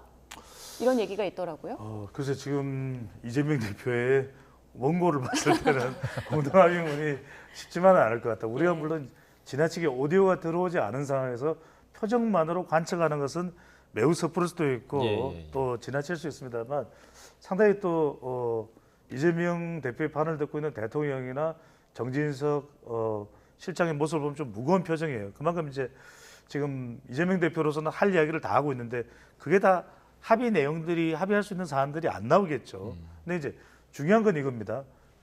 저도 이제 데이터 분석 전문가고 김영준 교수께서는 데이터 분석에서는 대한민국에서 가장 또 명성이 있는 분이시기 때문에 대통령이 이 해동을 저는 자주 할수록 대통령 지지율은 올라갑니다. 지속적으로. 그것이 국민들에게 확인이 됐을 때 윤석열 대통령이 참 쓴소리, 바로 다수당의 야당 대표로부터 듣는 소리만큼 더 쓴소리가 있겠습니까? 그 쓴소리를 듣지만 대통령은 또 그걸 경청하고 변화하고 또 달라진 모습을 국민들에게 보이고 이것이 이제 국민들이 평가할 수 있는 지점이거든요. 그렇게 되면 또 다시 또 2달 뒤에 만난다. 또 4달 뒤에 만난다. 이렇게 되면 대통령의 지지율은 계속 올라갈 수 있는 것이기 때문에 많은 분들은 오늘 공동 브리핑을 하면서 이런 합의점에 도달했습니다라는 것을 기대하실 줄 모르겠습니다만 저는 그런 발언이 나오기는 상당히 어렵다. 힘들 것으로 보입니다. 예, 저희가 지금 계속해서 지금 이 대통령실 상황을 지금 보여드리고 있는데 특징적인 게 지금 이재명 대표의 옷깃을 보시면 왼쪽에 지금은 안 보입니다만 태극기 배지가 달려 있어요. 네, 지금 이재명 대표뿐만 그러네요. 아니라 네. 뿐만 아니라 다른 민주당 측 배석자들도 같은 배지를 달고 온 게 아닌가 지금 생각이 드는데 다 달려 있더라고요. 이걸 좀 어떻게 해석을 해야 될까요? 2009년도 에드워드 케네디가 사망을 했을 때요. 그때 에드워드 케네디 아들이 다음과 같이 얘기를 했어요. 아버지한테 들은 것 중에서 가장 감동인 게 뭐냐고. 조사에서 나온 얘기예요. 아버지는 항상 얘기했다. 그건 민주당이잖아요. 에드워드 케네디. 민주당만 미국을 사랑하는 게 아니다. 공화당도 미국을 사랑한다. 그 말을 자기는 평생 그래서 여야가 함께 미국을 사랑해야 된다라는 그 아버지의 메시지를 갖고 있다고 조사에 나온 얘기인데 지금 예를 들어서 민주당도 대한민국을 사랑하고 그리고 국민의힘도 대한민국을 사랑하는 거 아닌가요? 그런 것이 이제 어떤 한 정파만 대한민국을 사랑하는 건 아니다라는 거를 보여줄 수 있는 부분이기 때문에 저거는 예를 들어서 굉장히 의미 있는 나름대로 대한민국의 정체성을 지킨다라는 것을 만약에 염두에 두고 저렇게 빠지를 달았다고 한다면 태극기를 빠지를 달았다고 한다면 그건 굉장히 고무적으로 우리가 평가받을 수 있는 부분이 아닌가라는 생각을 좀 하게 됩니다. 배 소장님 좀 어떻게 해석하십니까? 그래서 이제 저희 너무 지나치게 상징적으로 해석을 하면은 실제 그 진위가 아닐 수도 있습니다. 그런데 저는 이렇게 봅니다. 그래도 오늘 적극적인 소통을 하겠다는 의지가 저 태극기 배지에 저는 실려 있다고 보입니다. 왜냐하면은 민주당이 실제로는 개별 의원들은 굉장히 다른, 그러니까 지금 민감하게 이야기되고 있는 그 특검법과 관련된 주제를 의미하는 그런 배지들이 많아요. 근데 일체 그건 기세 달지 않았고, 그건 어떻게 보면은 대통령이 할 말은 하지만 대통령이 또 해동을 하는 데 있어서의 대통령에 대한 예우는 우리 민주당도 최대한 갖추겠다라는 그런 또 의지로 봐야 되겠죠. 그리고 방금 전에 김 교수님 말씀하셨던 대로 다른 어떤 상징물을 전혀 안 달고 그냥 양복 있는 그대로 들어갈 수도 있지만 태극기를 달면서 참 국정에 대해서 또 적극적인 우리 민생에 대해서 이야기를 해보자. 좋은 의미로 우리가 해석을 할 수밖에 없는 것이기 때문에 그런 의미가 담겨 있을 것으로 추정을 해야 되겠죠. 네, 오늘 첫 영수회담인 만큼 자, 오늘의 분위기에 따라서 윤석열 정부 남은 임기 동안 어떤 협치의 방향이랄까요? 이런 걸 좀 예상해 볼 수도 있을 것 같고요. 앞서 우리가 화면으로는 이재명 대표가 준비한 원고를 읽는 것만 봤지만 여기에 윤 대통령이 어떻게 답변하는지가 거기에 따라서 분위기가 갈릴 것 같거든요. 근데 지금 화면으로 봐서는 이재명 대표가 원고를 읽어가는 과정 속에서 중간중간에 대통령의 의견을 얘기하는 것 같지는 않아요. 예. 계속해서 대표가 읽고 대통령은 듣는 거고 이제 예. 저게 다 이제 끝나야지만이 거기에 대해서 대통령이 입장을 표명을 하는 거기 때문에 저희들이 저 화면상으로는 도저히 추론하기가 힘들 거라고 좀 보고요. 예. 그러니까 이럴 거예요. 아마 나오고 나면은 이재명 대표를 포함해서 민주당 측에서는 할 말은 다 했다라고 이제 아마 일성이 그럴 거라고 좀 보고요. 거기에 대한 이제 공은 대통령과 그리고 정부로 넘어갔다는 얘기.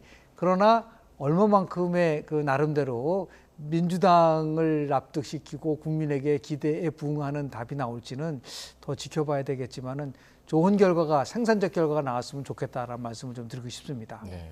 자, 오늘의 결과가 이제 앞으로 남은 임기 동안 윤 대통령의 남은 임기 동안의 국정 운영에 큰 영향을 끼치지 않을까 이런 생각도 드는데 이제 취임 2주년을 앞두고 있단 말이죠. 네. 5월이면 이제 취임 2주년인데 대통령이 다음 달에 이제 취임 2주년 기자회견 검토 중이다. 뭐 이런 이야기도 나오더라고요. 그렇죠. 예. 적극적인 소통의 시작이라고 봐야 되겠죠. 예. 윤석열 대통령 소통이 왜 중요하냐면 우리 시청자분들에게 쉽게 말씀드리면 소통 쌓여서 대통이 되고 대통령이 되는 것이거든요. 그만큼 소통이 중요합니다. 실제로 소통 잘해서 지지율이 높았고 미국 국민들에게 큰 인정을 받고 있는 것이 바로 오바마 전 대통령 아니겠습니까? 그 교회인가요? 미국 남부에서 정말 흉기 난사로 총기 난사로 많은 흑인 종교인들이 그렇게 사망했을 때 가서 백인들에 대한 저주를 퍼붓는 게 아니죠. 어떤 소통입니까? 어메이징 그레이스. 다 관용할 수 있고 또 이 모든 상황들을 받아들이고 용서해 주자. 그 의지로 어메이징 그레이스라는 노래를 부릅니다. 그 이야기는 뭐냐면 결과적으로 그런 것들이 다 반영돼서 미국 최초의 흑인 대통령인 오바마 전 대통령이 그렇게 소통 잘한 대통령으로 지지율이 높고 지금도 많은 팬들이 존재합니다. 그 이야기는 대통령도 지금 세 가지 소통이 중요합니다. 하나는 국민을 향한 소통, 또 야당을 향한 소통, 또 하나는 여당과의 소통도 당정 소통으로 상당히 중요할 수밖에 없는데 이것을 더 적극적으로 해나가는 모습을 최근에 확인할 수 있거든요. 얼마나 진정성 있게 지속적으로 꾸준히 해나가느냐 이 점을 두고서 이제 대통령에게는 이 평가가 이루어질 텐데 왜 중요한가 짧게 말씀드리겠습니다. 임기 이제 2년 동안도 그랬고 앞으로 있을 3년 동안도 임기 내내 여소해야 됩니다. 대통령이 기대하고 기대할 수 있는 것은 국민 여론, 지지율밖에 없습니다. 지지율을 45% 이상 올려야 되는 것이 대통령의 중차대한 과제입니다. 그걸 위해서는 지금의 소통, 경청 이 모든 과정들이 반드시 필요한 거죠. 질리도록 소통하라. 오히려 이재명 대표에게 만나지는 않더라도 윤석열 대통령이 전화할 수 있습니다. 이 민생 법안에 대해서는 이재명 대표 도와주시오.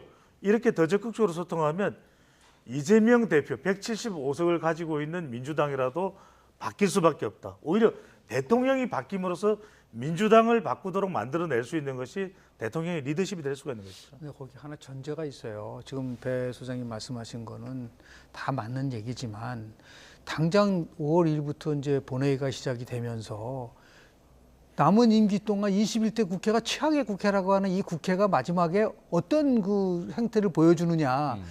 결국 야당이 의석을 가지고 거대 의석을 가지고 전부 다 몰아치기를 하면서 상대방하는 협치하라고 하는 게 말이 되나요?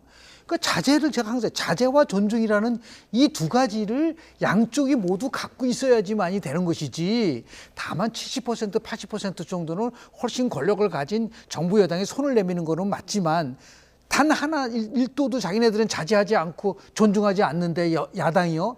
그러면서 모든 비난을 다 정부 여당한테만 할 수 있나요? 그래서 저는 이 회동 이후에 과연 민주당도 무엇을 변화할지에 대한 부분들도 국민들은 바라볼 것이다. 이 두 가지를 같이 보는 것이지 어느 한쪽만 보지 않는다는 거를 깊이 저는 민주당도 성찰을 좀 해야 될 거라고 저는 봅니다. 네.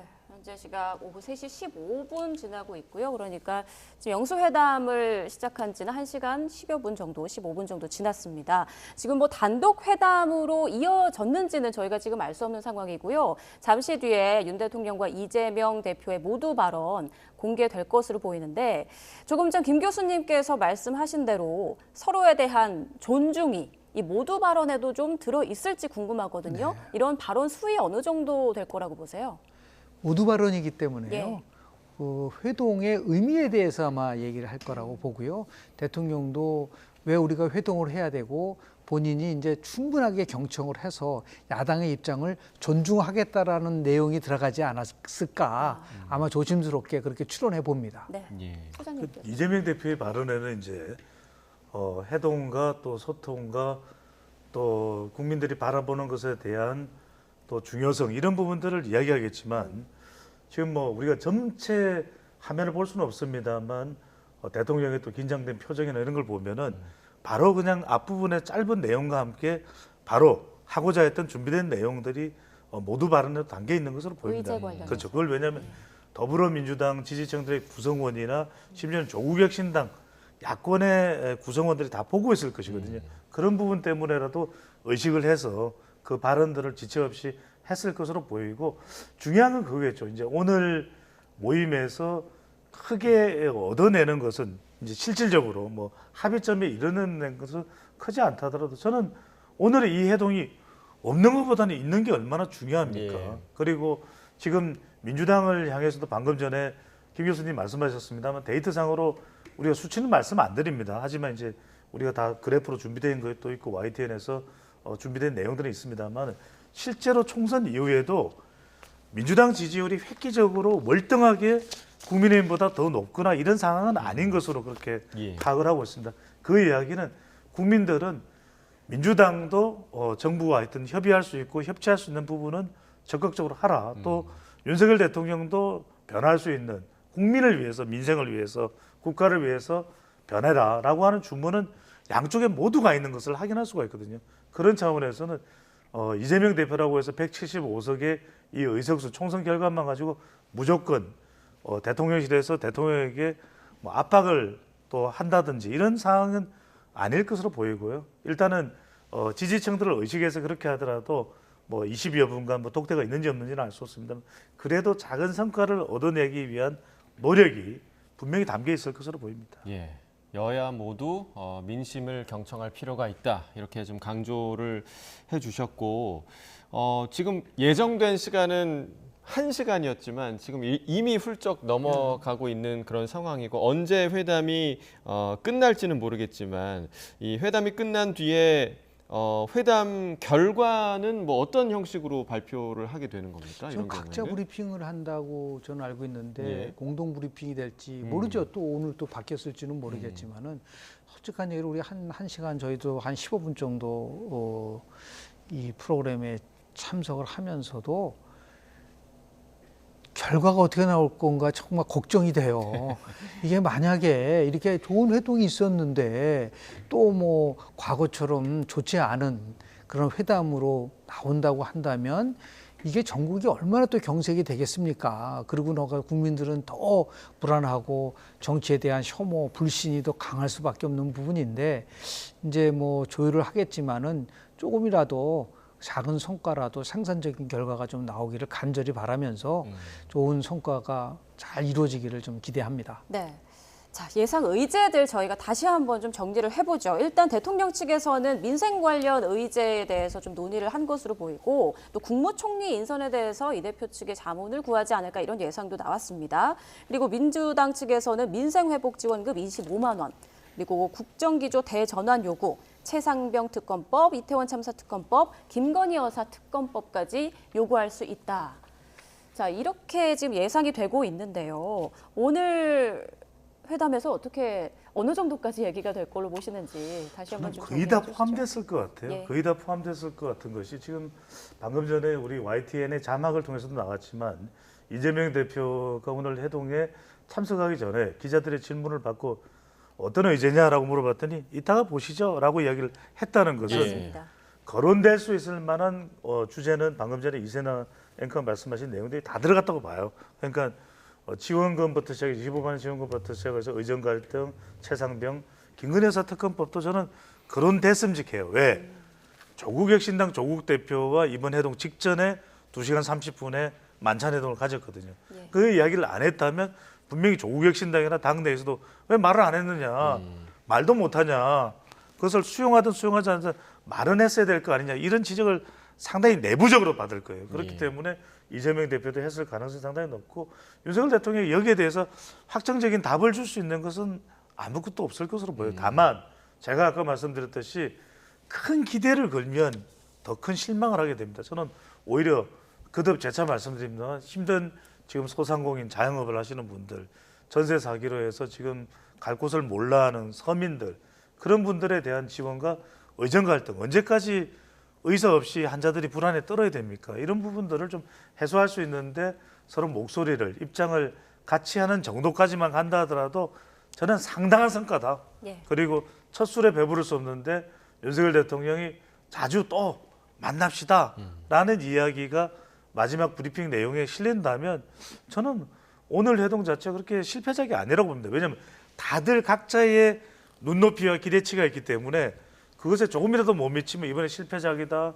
아예 처음에 예상했던 대로 별 뭐 알맹이가 없었다 할지 몰라도 저는 만나서 이 정도까지 조금의 한 발짝 반 발짝만 간 것만 해도 높게 평가를 해야 되는 그런 또 해동이 아닐까라는 생각이 듭니다. 그래서 하나 요청을 드린다면은 김대중 대통령이 재임 기간 8번의 영수회담을 한 거로 돼 있지 않습니까? 근데 내용을 보면은 저렇게 많은 의제를 가지고 한 게 아니에요. 원포인트. 그러니까 지금도 우리가 의료 갈등 이번에 문제가 됐다고 한다면 다음에 만나서 의료 갈등과 간 원포인트 영수회담을 통해서 문제를 해결하고 그 굉장히 중요한 특히 이제 지금 우리 반도체와 관련된 그 부분에 대한 것도 산업과 관련돼서 굉장히 중요하거든요. 그러니까 미국식으로 우리도 반도체법을 만들어서 국가적으로 지원해 준다는 이런 법을 가지고 또 다시 한번 여야 영수회담을 한다든지 이렇게 되면 훨씬 성과가 있는 부분들이 나오지 않을까라는 생각을 좀 하게 됩니다. 제가 잠깐 드는 우려는요. 오늘 윤석열 대통령이 이재명 대표가 저렇게 두꺼운 원고를 가지고 와서 쭉 이렇게 읊는 걸 보면서 다시는 영수회담 못하겠다. 이렇게 나올 수 있을 가능성 어떻게 보세요? 뭐 잘 들었습니다. 예. 뭐 이렇게 나온다고 하면은 그렇지만 정치하시겠다고 했잖아요. 예. 그러면 저런 걸 다 소화하고 오히려 저렇게 경청을 하면서 상대방을 설득할 수 있는 능력을 키워야죠. 그게 아니라 껄끄럽고 자신에게 불리하면은 딱 끊어버리고 안 한다. 그건 정치하는 게 아니에요. 그런데 저는 어떤 생각을 했냐면 이제부터는 정치를 하겠다고 하면은 그러면 그동안 뭘 했다는 거죠? 통치를 했다는 겁니다. 통치하고 정치는 다른 영역이에요. 그러니까 그렇기 때문에 훨씬 더 이렇게 직접 얘기를 들어보니까 자기가 이해하지 못했던 부분이라든지 이렇게 생각하는 부분들이 있을 게 전향적인 생각을 가질 수 있는 계기를 만들 수 있다고 보기 때문에요. 이제 더 이상 안 만나겠다고 한다면은 제가 볼 때는 그렇게 되지는 않겠죠. 예. 좀 더 전향적으로 가야 되지 않을까라는 생각을 좀 합니다. 껄끄러운 걸 견뎌내야 한다라고 얘기를 해주셨는데 근데 보면 윤 대통령이 지금 껄끄러운 상대들이 굉장히 좀 많습니다. 왜냐하면 이재명 대표뿐만 아니라 조국 대표도 그렇고요. 또 이준석 대표도 그렇고 다 이번 영수회담과 관련해서 다 한마디씩 했거든요. 그러니까 조국 네. 대표도 중전마마 눈치를 보는 나라가 아니다. 그러니까 김건희 여사 특검 관련 이제 얘기를 일침을 또 가하기도 했고 이준석 대표도 최상병 특검법과 관련해서 박정훈 대령이 무죄가 나오면 정권을 내놔야 한다. 이런 아주 뼈 있는 말을 하기도 했습니다. 그래서 도처에 지금 껄끄러운 상대들이 그렇죠. 있는 상황인데 도체의 지뢰입니다. 예. 도체의 지뢰인데 이런 말씀을 드릴게요. 우리가 영국 하면은 뭐 대처 총리 잘 아시죠? 그런데 대처 총리 말고 대처 총리 직후에 메이저 총리가 있습니다. 그러니까 뭐 영국에서 이야기할 수 있는 뭐 이름난 대학교 출신도 아닌데 이 메이저 총리의 아버지가 이 서커스 단원이었던 것 같아요. 그러니까 아들한테 항상 그렇게 얘기합니다. 정치인이라는 것은 물어 지도자는 외줄타기다. 밑에 있는 사람들은 그 줄에서 떨어지기를 오히려 더 기대할지도 모른다. 떨어져라, 떨어져라. 그런데도 그 위험을 안고 그 외줄타기를 잘해야 되는 것이 정치인이거든요. 대통령이 되는 이상 곳곳에 지뢰입니다. 그러니까 그것을 예상하지 못했다면은 정치인이 아니겠죠. 근데 윤석열 대통령도 2년 해보니까 뭐 이제 정치 알겠습니다 하고 이제 정치인이 되겠다고 이제 이야기를 하는 상황이라면 그렇다면은 이런 모든 껄끄러운 것을 즐겨야죠. 대통령이 오히려. 예. 이준석 대표가 독한 이야기를 하더라도 그러면 그것도 받아들여서 한번 검토해 보겠습니다. 누구든 만날 수 있습니다. 라고 이야기를 한다면 오히려 그 평가는 고스란히 국민한테 가는데 저는 윤석열 대통령이 3가지만 기억하시라. 질소, 질리도록 소통하시라. 그러니까 질소. 상대방이 질리도록 예. 질소. 두 번째는 뭐냐면 국민. 다른 생각하지 마시고 이 모든 껄끄러운 도처에 정치적 지뢰밭이 있는 것을 건너가실 때는 국민만 생각하시라. 국민을 위해서 하는 겁니다. 세 번째는 뭐냐면 이렇게 하면 지지율이 올라가요. 그러면 사람들이 대통령이 이렇게 지지율이 막 빠져나갈 때는 고통스러워요. 이런데 지지율이 올라가요. 이보다 기쁜 게 없습니다. 그래서 야구 선수는 타율이 올라갈 때, 대통령은 지지율이 올라갈 때 환호한다 그러거든요. 지지율이 올라갑니다. 예. 그러면 네. 윤석열 대통령이 오늘 영수회담을 시작으로 앞으로 뭐 조국 대표나 이준석 대표도 만날 가능성이 있다고 보세요? 저는 열려 있다고 봅니다. 그래서 민생을 이야기하고 또 적극적으로 정치적인 정쟁화될 수 있는 이슈에 대해서 이야기하도록 검토해 보겠다. 그런 대통령의 전향적인 적극적인 태도를 보이면 되죠. 누구든 만나서 민생을 위해서 아까 김영준 교수님 말씀하신 반도체를 위해서 또 우리 K방산을 위해서 우리 안보를 위해서 또 적극적으로 정부를 좀 힘 실어달라. 국민들이 평가합니다. 여소야대 전국에서는 적어도 여당에서 원하는 대통령의 이 국정 구상에 담겨 있는 법안 통과는 쉽지 않을 수 있을 때도 지지율이 높으면요 야당도 꼼짝 못하는 상황이 올 수도 있습니다. 그러니까 뭐 조국 혁신당의 대표든 개혁신당의 대표든 당 대표라고 하더라도 예. 그분들이 예를 들어 대통령과 만나서 나름대로 생산적인 결과를 도출하기 위해서는 도대체 조국 혁신당이 추구하는 정치의 본질이 뭐죠? 개혁신당이 개혁한다는데 도대체 뭘 개혁한다는 거죠? 그러니까 자신들에 대한 나름대로의 국민들에게 다가설 수 있는 정책은 전혀 없이 그저 정부를 흔들어대고 보복 정치를 하겠다라는 거로만 가지고 가서 나는 당대표니까 만나줘야 된다? 그런 논리적 모순이 어디 있습니까? 다시 해서 승리에 도취되지 말고 정말 뭔가를 위해서 새로움을 줄 수 있는 거를 가져가지 않는 이상 제가 볼 때는 무조건 뭐 대통령이라고 해서 모든 야당 대표를 다 만나야 된다. 그런 의무사항은 없지만은 서로 같이 변해야죠. 어떻게 한쪽만 변하기를 바랍니까? 저는 야당도 훨씬 많이 변해야 된다고 좀 봐요. 예. 그렇게 돼야지만이 서로가 대화하고 소통할 수 있는 부분이지 저쪽에서는 협치를 거부하고 있는데 여기서 소통이 들어갈 수 있나요? 그런 의미에서 항상 자제와 존중이라는 그거를 가슴 깊이 새겨서 갈 필요가 있는데 뭐 조금 있으면 계속해서 정부만 비판하는 것 쪽에 혈안이 돼 있는 그런 당대표가 과연 국민들에게 어떠한 나름대로 설득력을 가질 수 있을 것인가에 대해서 결국은 뭐 자신 스스로도 성찰해 봐야 되지 않는가 예. 그런 생각을 좀 합니다. 야당도 변해야 한다라는 점을 지금 김 교수님께서 계속해서 강조를 해주고 계시고 저희가 민주당 얘기도 하고 또 조국 혁신당 얘기도 하고 개혁신당 얘기도 했지만 국민의힘 얘기를 한 번도 안 했습니다. 그러니까 이 영수회담에 대해서 국민의힘 내부에서도 여당의 지도부가 지금 물론 영수회담 자체가 그런 거긴 하지만 예. 여당 지도부가 배제된 이런 회담 때문에 국민의힘이 레임덕 정당이 되는 거 아니냐 이렇게 추락하는 거 아니냐 이런 또 비판의 목소리도 있거든요. 이 부분에 대해서는 좀 어떻게 보세요? 그렇게 보지는 않습니다. 지난 총선 이후에 좀 시간이 흘렀지만 국민의힘에서는 여의도 연구원 주최로 또 총선 이후에 대한 평가도 있었습니다. 그때 이제 부산 동네에서 당선된 서지영 당선자죠. 서지영 당선자도 한나라당 당직자 출신인데 그런 이야기를 하더라고요. 국민의힘이 그동안에는 대통령의 존재감이 너무 컸다. 하지만 이제는 총선의 민심은 대통령을 무시하라는 이야기도 아니고 대통령도 당과 담사하라는 이야기가 아니고 서로 정책을 위해서 조율하고 머리를 맞대고 치열하게 경쟁하라는 이야기다. 예. 그래서 그 이야기를 하면서 지금 의정 갈등과 관련된 의료개혁도 그렇고 정부의 주요 현안에 대해서 국민의힘에서도 그런 경험들이 많이 있지 않습니까? 국정 경험을 가지고 있는 의원들 정치인이 많습니다. 그것을 대안, 세 가지 3대라고 이야기를 하더라고요. 하나는 대응을 해야 된다. 그 다음에 대안을 내놔야 된다. 그러니까 대안이 없어서 그냥 단순 비판하고 요구하는 것은 의미가 없습니다. 3대니까 마지막 대는 대등해야 된다. 그러니까 이런 정책과 관련해서는 대통령실과 얼마든지 대등해질 수 있습니다.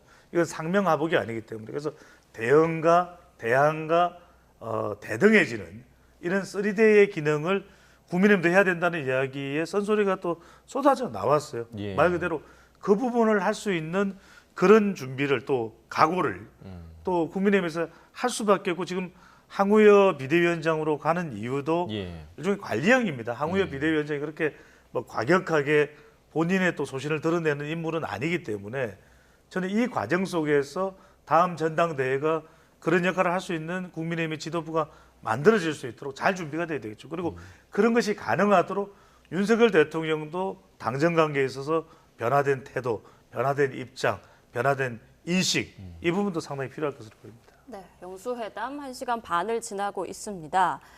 자, 이 영수회담이 끝나고 나서 뭐 정치권에서 그리고 국민들의 평가도 나올 텐데요.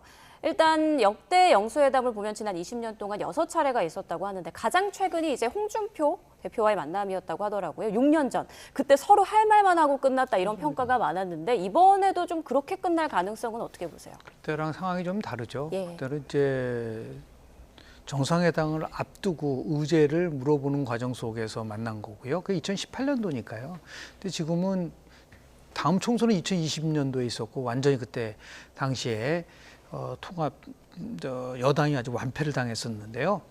마찬가지죠. 지금은 이제 총선이 끝나고 나서 민심을 수습하는 차원 속에서 만난 거기 때문에 그때랑은 좀 다를 거예요. 그 전에 다만 2000년도 총선 때는 의미가 있었던 게 실은 새천년 민주당을 만들었었던 김대중 대통령이 당 총재였었고 그럼에도 불구하고 제2당이 됐어요. 115석으로. 1당은 이해창 총재가 이끄는 한나라당이 133석으로 당시에 1당이 됐는데 총선 끝나고 나서 제안을 김대중 대통령이 한 거예요. 그리고 이제 그 다음 만난 다음에 또 다시 만나서 6월 달에 의약분업과 관련된 부분이 있기 때문에 총선에서 나타난 민심을 서로 의견을 교환한다는 의미에서 이전에 나왔던 영수회담과는 저는 결이 좀 다르다고 봅니다. 예. 그래서 훨씬 더 윤석열 대통령과 정부 여당이 이 야당이 얘기하는 부분에 대해서 경청을 할 수밖에 없어요. 다만 그걸 경청만 해서 끝나서는 안 되잖아요. 이거를 어떻게 자기신 나름대로 변화와 개혁을 주도할 수 있느냐라는 부분에 대한 것들을 가져가야 되기 때문에 통상적으로 보면 우리나라 이 정당들의 가장 취약한 점은 뭐냐면요. 총선이 끝나고 나서 한번 물어보고 싶어요. 예를 들어 민주당이든 아니면 국민의힘이든 총선 후 여론조사를 혹시 한 적이 있을까요? 보통 수요일 날 선거가 끝나면 그 주에 아주 굉장히 심도 있는 조사를 해야 됩니다.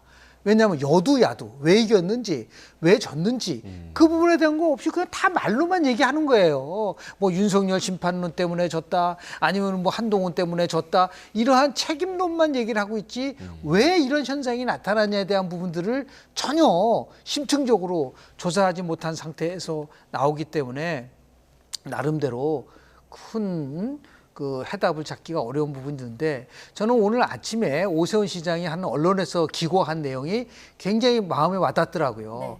네. 내용은 뭐냐면 따뜻한 보수의 길로 가야 되는데 그 따뜻한 보수가 가기 위해서는 뭔가 국민들에게 절실히 요구하고 바라는 것에 대한 비전을 제시했어야 되는데 이번 선거에서 집권 여당은 그런 제안을 하지 못했다. 오히려 2조 심판론이라든지 뭐 운동권 심판론이라는 얘기를 하면서 국민들이 절실히 요구하는 것을 받아주지 못했고 결국은 집권당은 사회 약자들과 어떻게 동행을 할 수 있는 비전을 만들어주느냐 그런 부분들이 너무너무 중요한 것을 깨달은 총선이었다고 볼 수 있기 때문에 이제는 여전히 집권당이기 때문에 집권당이 어떤 정책을 가지고 국민들에게 다가설 수 있는지에 대해서 고민하고 성찰하고 그렇게 2026년도 지방선거 2027년도 대통령 선거에 대비할 수 있는 것이지 지금 뭐 영당권이 어떻고 수도권이 어떻고 원해가 없고 나는 지금 너무 한가한 그 행태를 보이고 있는 게 아닌가 그런 의미에서 국민의힘이 더욱더 반성을 좀 해야 된다고 저는 생각을 좀 합니다. 네, 김 교수님 말씀하신 것처럼 총선 후에 여론조사도 되게 중요할 것 같긴 한데 이번 그 영수회담의 그러니까 시작점에 대해서 비판하는 분들도 굉장히 많더라고요. 그러니까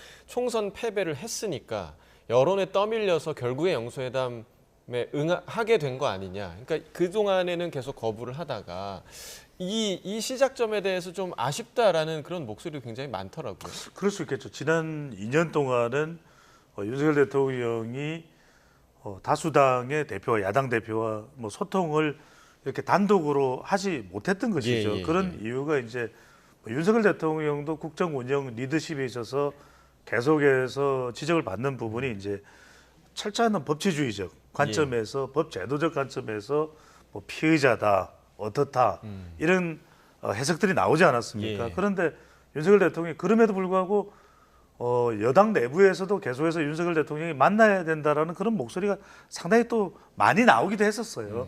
그게 뒤늦었지만 뭐 만시지탄일 수 있습니다만 왜 안 만나느냐 그걸 지금 따지고 묻기에는 또 너무 앞으로 가야 될 길이 또 너무 멀다 이렇게 볼 수 있는데 자 오늘 이 회동에서 우리가 놓치지 말아야 될 것은 그 부분이 거론되는지는 모르겠습니다. 사실 아까 말씀드렸던 김대중 전 대통령과 이해창 대표 당시 이제 김대중 대통령과 이해창 대표 사이에서도 남북 관계 이야기했었어요. 예. 지금 굉장히 대외 관계가 엄중한 상황 속에서 저는 남북 관계도 일부분 정도는 거론됐을 가능성을 배제할 수가 없다. 왜냐하면 상당히 북한이 미사일 도발 발사체를 탄도미사일을 발사하고 있는 상황에서 과연 전쟁이냐 평화냐 이런 부분도 물론 입장은 온도차가 있을 수 있습니다. 그렇지만 그 부분에 대한 그런 부분도 있겠습니다만 대미 관계, 대일 관계, 대중 관계, 대러 관계가 최근에 이제 이란 이스라엘 전쟁 또 호르무즈 해협에 상당히 지금 우리 상황에 위협적인 또 변수로 떠올랐지 않습니까? 또 러시아 우크라이나 전쟁이 잊혀져 가고 있는 전쟁처럼 인식되고 있지만 여전히 진행 중입니다. 이런 부분에 곡물가도 인상이 되고 이런 국제적인 환경 변화의 상황들이 국가 경제에 미치는 영향도 심상치 않거든요. 예. 이런 부분들까지도 이재명 대표가 대외 관계도 왜냐하면 이런 대외 관계를 이야기하는 것이 이재명 대표로도 상당히 위상이나 존재감 자체를 더 부각시킬 수 있는 그런 주제이기 때문에 이야기를 했을 가능성도 우리는 놓치지 말아야 될 것으로 보입니다. 네. 자, 윤석열 대통령 취임 후 첫 영수회담. 어쨌건 양측에서 정치적으로 이번 영수회담을 통해서 얻는 것이 있기 때문에 이제 모인 거 아니겠습니까? 그렇죠. 네, 그 부분을 좀 정리해 주시죠. 대통령은 총선 끝나고 나서 얘기했었던 부분들이 핵심적인 상황이잖아요.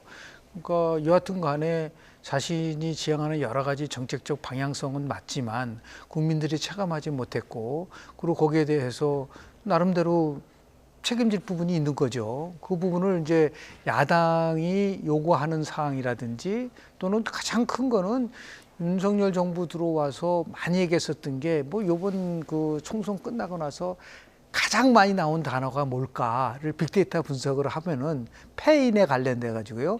윤석열 대통령의 오만과 불통이라는 게 제일 많이 나왔어요.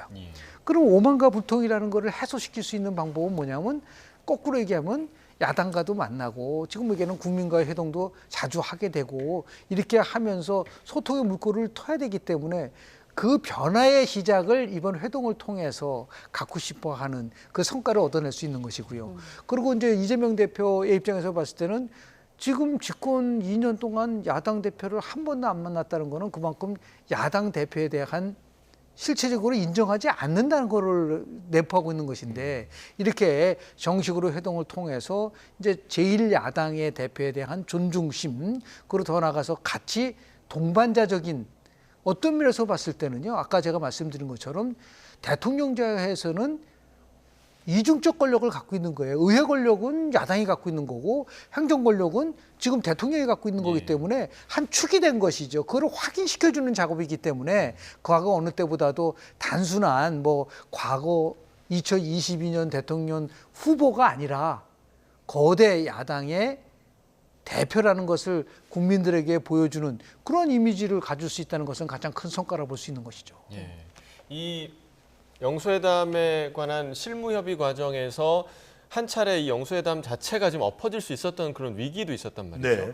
그런데 이제 이재명 대표가 결단을 하게 된 계기, 그러니까 내가 그래도 뭐 의제 설정하지 않아도 일단 만나겠다라고 했던 결정적인 계기가 좀 뭘 거라고 생각하세요? 저는 조국혁신당 조국 대표와의 회동이 결정적인 영향을 줬을 수 있을 것 같아요. 예. 그 이전에 이제 첫 번째로는 이 회동이 만약에 엎어지는 형태가 된다. 그러면 윤석열 대통령도 부담이지만 의제 조율 과정에서 깐깐하게 의제 조율 과정에서 민주당의 입장을 고수하다가 이게 무산돼 버리면 이재명 대표로도 상당히 부담스러울 수밖에 없습니다. 왜 대통령이 전화해서 만나자는데 안 만나느냐. 그것도 너무한 거 아니야. 중도층을 의식하지 않을 수 없거든요.